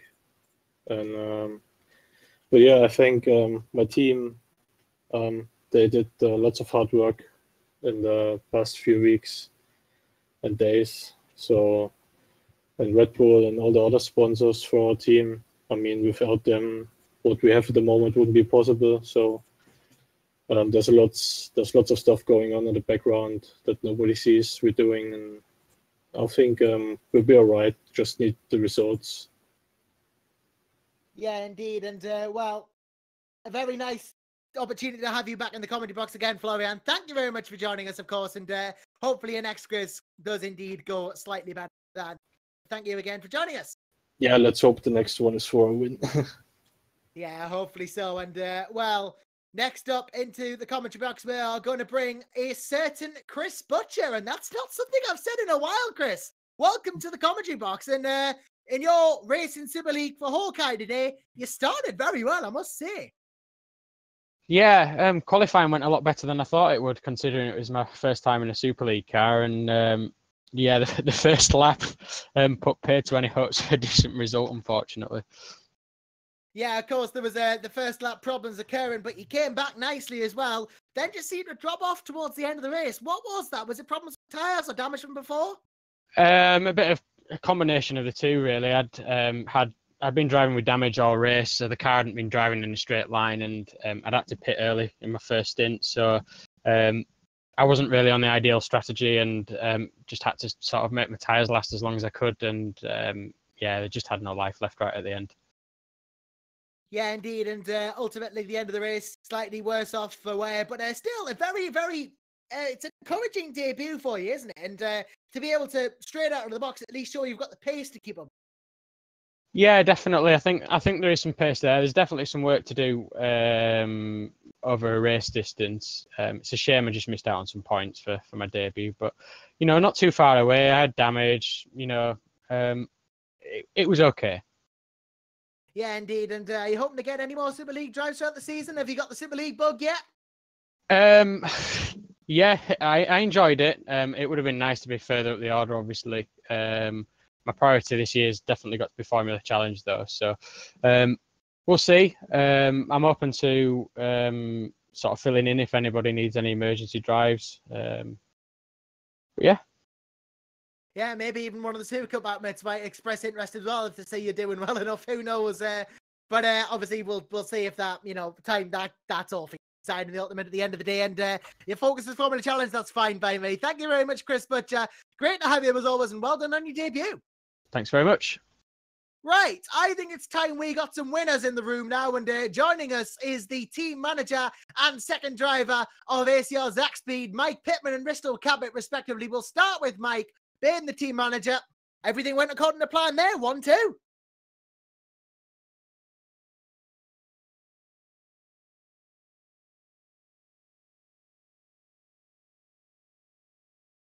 One, two. That's absolutely fantastic as well. But we love Canada here. We've now won it 3 years on the bounce as this team with Pushka and Rudy the previous 2 years. So it's a track that the team loves. Yeah, indeed, of course. It takes us a long way back, actually. Philip Pushka back in 2015, 2016, and then Rudy Van Buren in 2017 as well. And oh, it was really, really a long way ago. That I still remember 2015. Actually, I'm that old now. That shows how long we've been around, Josh. That shows how long we've been around. But it was a good season, as this season has been good as well. And well, obviously you got a bit of a change in the drivers as well, with Alex jumping Risto now as well. Oh well, yeah, they're both so closely matched. It's crazy. So it'll chop and change throughout the season, no doubt. They're both professionals. They've raced very close to each other today and kept it all very nice and clean, and you know, stuck to the strategies. So great team work from everybody. You know, ultimately, unfortunately, Vista had the drive through, but other than that, everything went to plan. Really, we did well with the qualifying, and that we just went off from there. I couldn't ask for more. These guys are incredible. Yeah, indeed. Great stuff indeed. And well, we'll come to Risto Kaplan now. Actually, the Estonian. Great to have you with us once again, Risto. Bit of a scare there when you went in the pits. Oh yeah, as Mike said, we are very closely matched. So yeah, that was very close. I don't know what I was doing. There was no reason to be that close to him with the strategy we had. I would have been ahead of him into the final stint anyway. So it would have been a great race for the win. But yeah, I messed it up. Yeah, luckily Mike was around to talk to the race director and they could put in the drive-through for like dangerous moment or something, but it made no difference in the end anyway. It was just a race between us two, but yeah, 1-2 is great for the team, and it's great encouragement for me to be so close to Alex, so I'll definitely keep pushing him for the whole season. I'm not planning to lose yet. Yeah, indeed, and of course, in and amongst all this, obviously, still fighting for the Drivers' Championship, and well, from that race, I'm pretty sure we can assume it's no holds barred between the two of you, obviously, just trying not to hit each other. Yeah, usually we have quite a nice gap to the guys behind. That Jarl was not that close today, but yeah, there is room for us to battle, so I imagine we can battle in the future, so it will be nice. Yeah, indeed. I think we'll have to get Mike Pittman a supply of heart rate reducing medication if this continues. But yeah, obviously, you know, it's always good to see teammates battling and good to see teams going at it. And it's great to see this sort of thing go on. And brilliant to see ACL Zach Speed at the forefront of it. Thank you very much, Mike Bristow. Pleasure to have you. And well, let's see how long you can keep on winning for. Thanks very much and great broadcast. Pleasure to do so. So, I believe that actually rounds out our interviews. Quite a short interview section here today at Canada. But what does that do for the Drivers and Teams Championships? Well, we can take a look at that right now. As we'll see, we are now 6 rounds into the Super League season, and ACL Zach Speed still on top, 186 points. 50 clear of Edge Esports now. They'd need 2 wins and ACL to score no points to get themselves into the lead of the championship now. Epic Racing Team 110 in 3rd place, Evolution 4th on 80, and Hawkeye Racing still in the top 5 on 73 points. But in the Drivers' Championship, it's all changed. Alex Siebel up into 1st, Risto Caput stays 2nd, 4 points between them. 95 players, 91. Jarl tying after a brilliant Monaco, down to 3rd, down to 81 points, 3rd in the championship. Jeffrey Fournier still standing strong, 75. Only 20 to Siebel, very much still in this championship chase. And Dennis Jordan rounds out your top 5 with 59 points. And we are going to leave Canada knowing now that there is still a big battle at the top between Siebel, Caput, Tyne, and Fournier. 20 points separates the 4 as we head into the French Grand Prix at Paul Ricard. That is going to be a perler of a race in the WTF1 Superleague, and you will not want to miss it when it comes around in 2 weeks' time. It is going to be an absolute cracker of a race for sure. It's a long circuit. It's got long straights, chicanes, corners that really make you want to get the car into its full gear settings. It is a brilliant track for sure. Going to be a pleasure to have the career ladder there. And of course, that's not all, because 10th of May today, we've just had ourselves the Canadian Grand Prix. We have the Italian GT Cup in a week's time. World GT coming back at you in a week after, of course, Paul Ricard. And then after all that, we have the brilliance that is of the Super League, Formula Challenge, Super Cup, and ICMRS ACR Academy. But until that time, I've been Josh Randerton on behalf of myself, Jake Sanson, who's obviously not with us at the moment, and Gerrit de Vries, our camera person, who I would, of course, like to thank very much for his brilliant work on cameras today.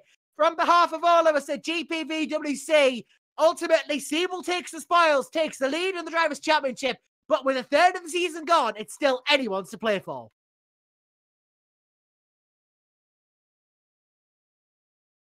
To keep up to date with the latest GPVWC videos, click on the subscribe button, or check out more of our exciting sim racing action by choosing a video. For more information on the league, visit gpvwc.com.